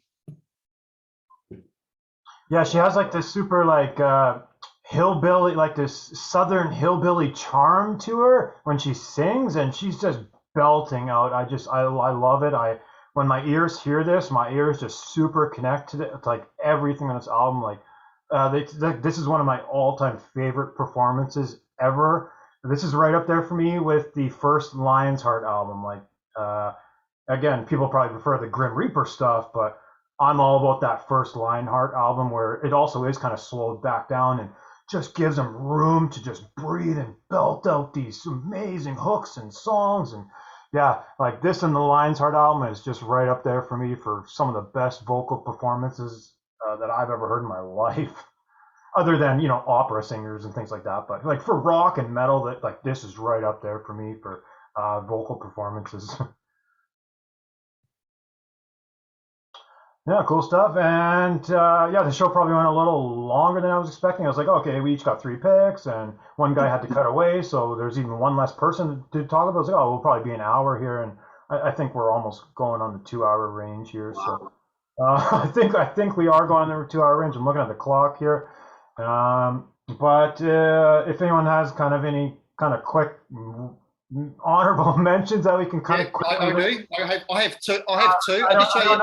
I don't know if anybody has to run. I don't know if Brian, if you're pressed for time, and Peter, I know you have like kids and family and things like that. So I don't know if you have to run, but you know, if anyone has some quickly honorable mentions, like it's kind of sad. Sacrilege is great. I got Sacrilege myself, but it's kind of disappointing. Not disappointing, but you know, it's Sacrilege that no one mentioned the self-proclaimed metal queen here, Lee Aaron. So Lee Aaron didn't get mentioned. So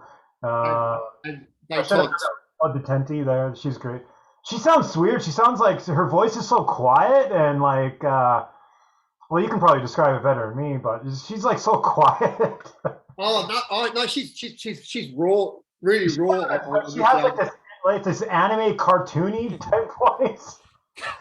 I really like her voice. You know, when she went on to Fear of God, I think her singing style changed, a bit more cleaner.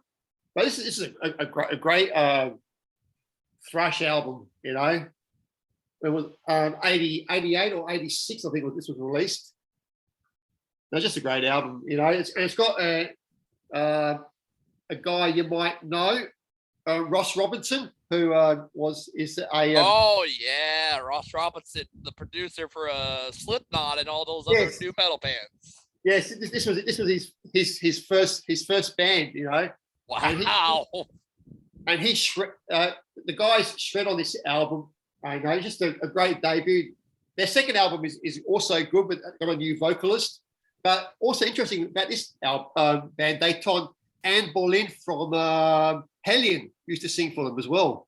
She did a demo with the band after when Dawn Crosby died, and that was supposed to be the new vocalist. She sounds so she's more brutal than Hellion. She sings more like into the sort of death metal type of vocals. So those are my two honorable mentions. I probably couldn't. I probably couldn't I'll- sleep at night if I didn't pick this because I don't think of them as an '80s band, but the Pretenders and Chrissy Hyde is probably one of the top for me, the top 3 female vocalists of all time. And like I said, I couldn't sleep at night if I didn't say Chrissy Hyde for a female singer. She's just great.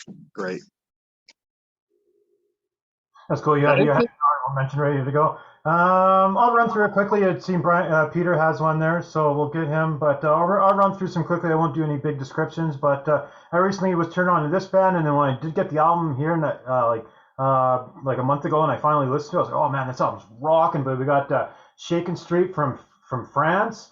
So even though they were from France, they were still singing in English. So the singer here, Fabienne, I forget her last name, is Fabienne something, but this is really cool. Oh, Fabienne Shine, it's on the back here, duh.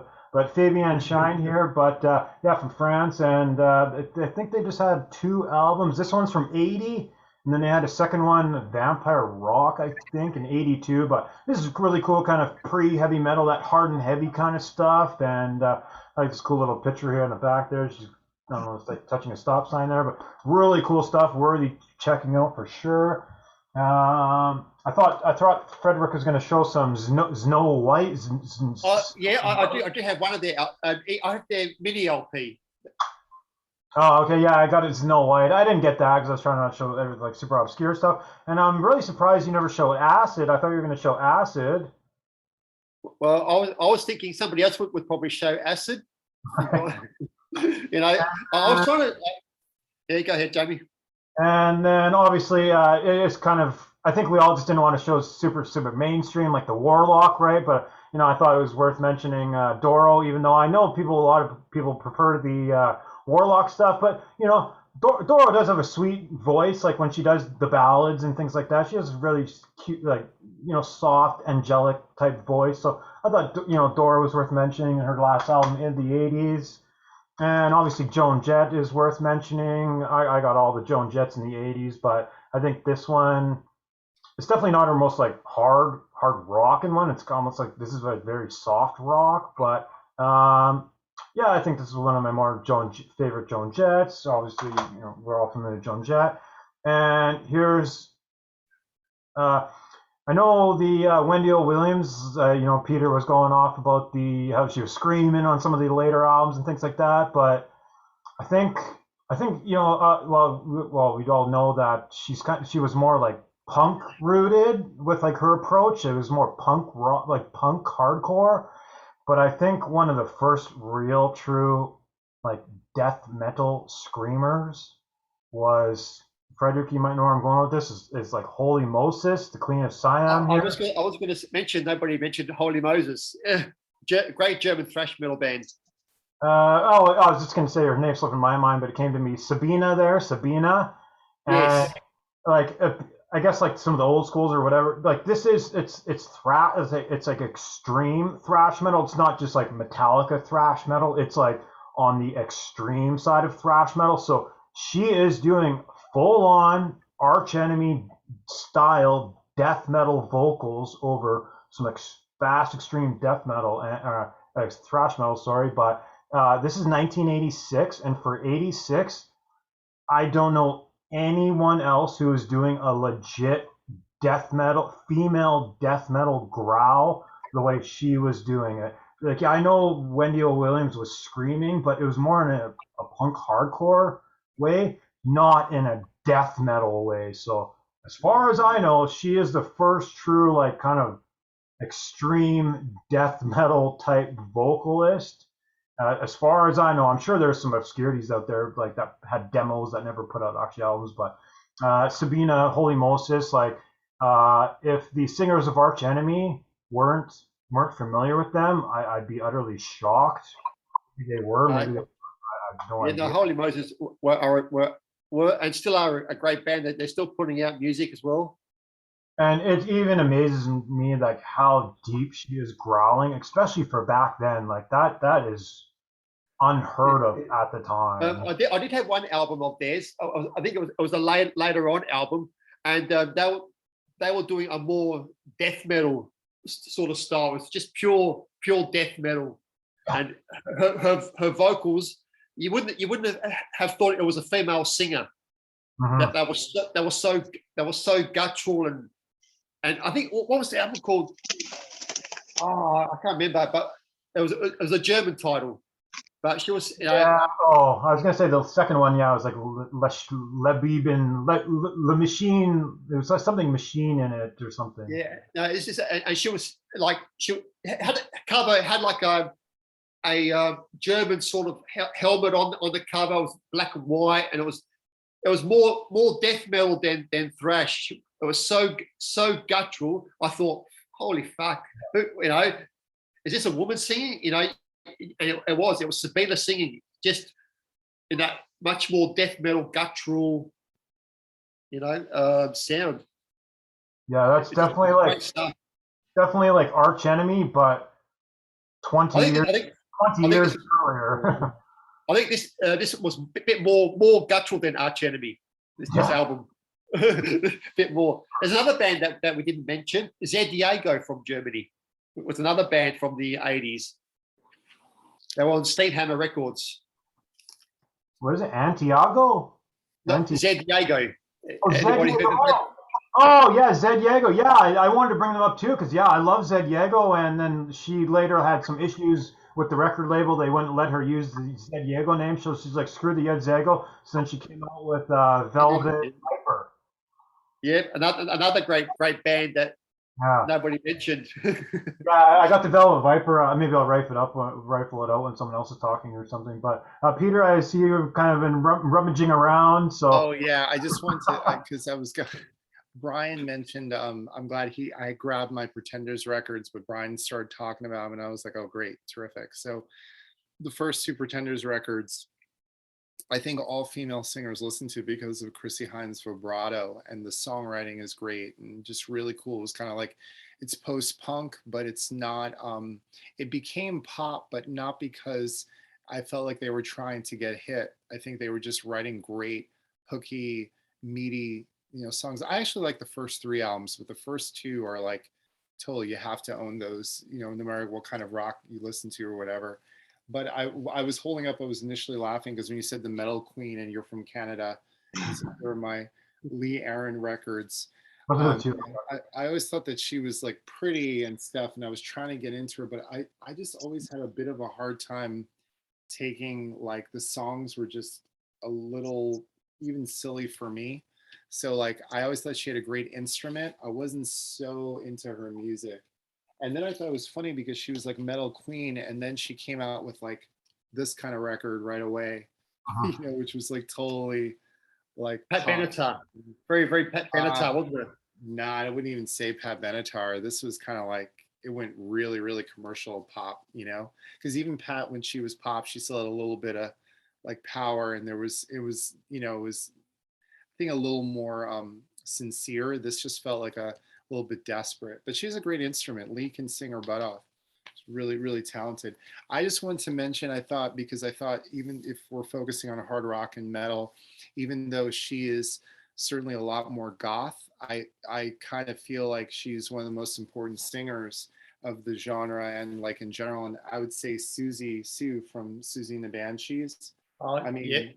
I think it was one of the most important female singers. And I didn't mention her again because just like Pat Benatar and stuff, I thought someone would mention her because she's so big. But I mean, I think that every single current female vocalist has some Susie in their collection. And I didn't rush over my other huge favorite that I was surprised no one mentioned was Kate Bush, who's like, yes.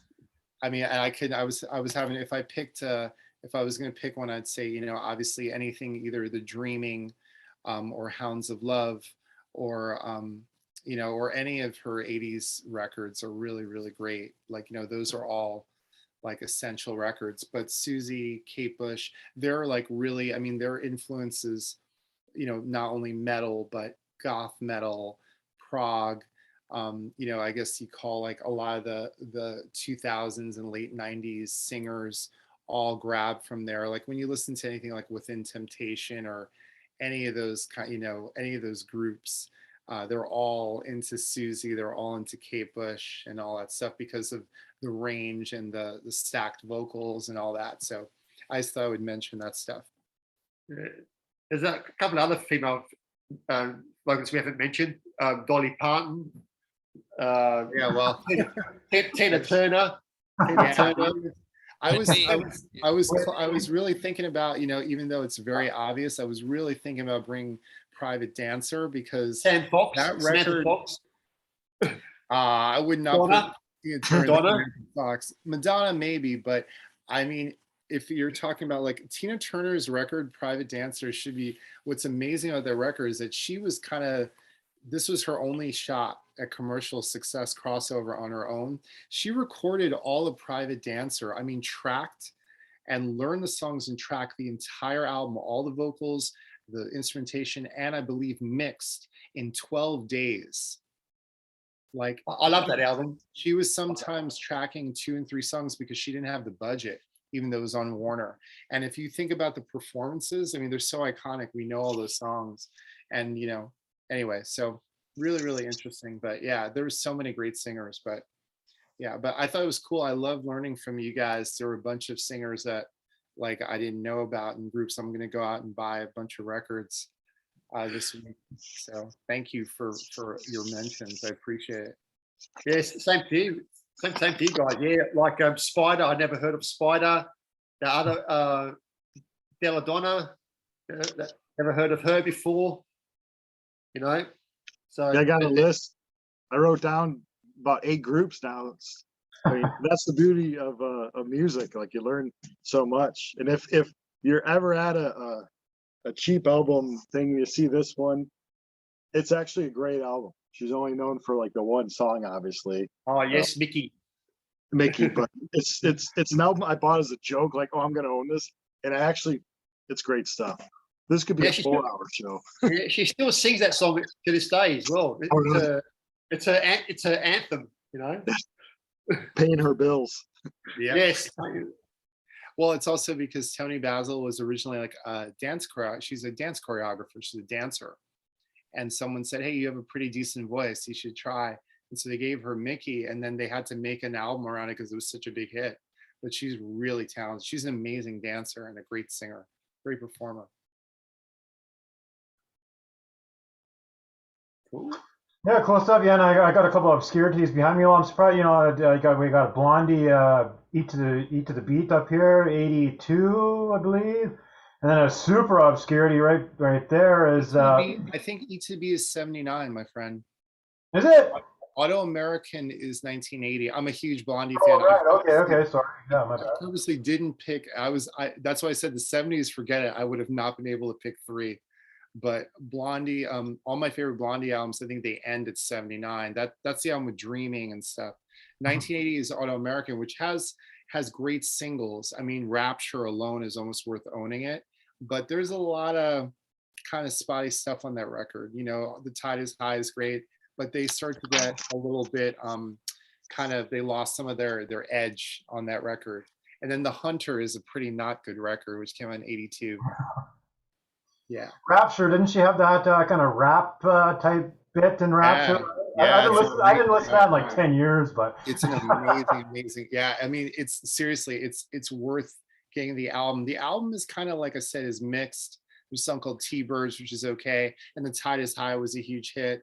But Rapture is like, it's worth the price alone. It's a great song. Yeah, she has that kind of rap, early rap kind of thing. That's good. Yeah.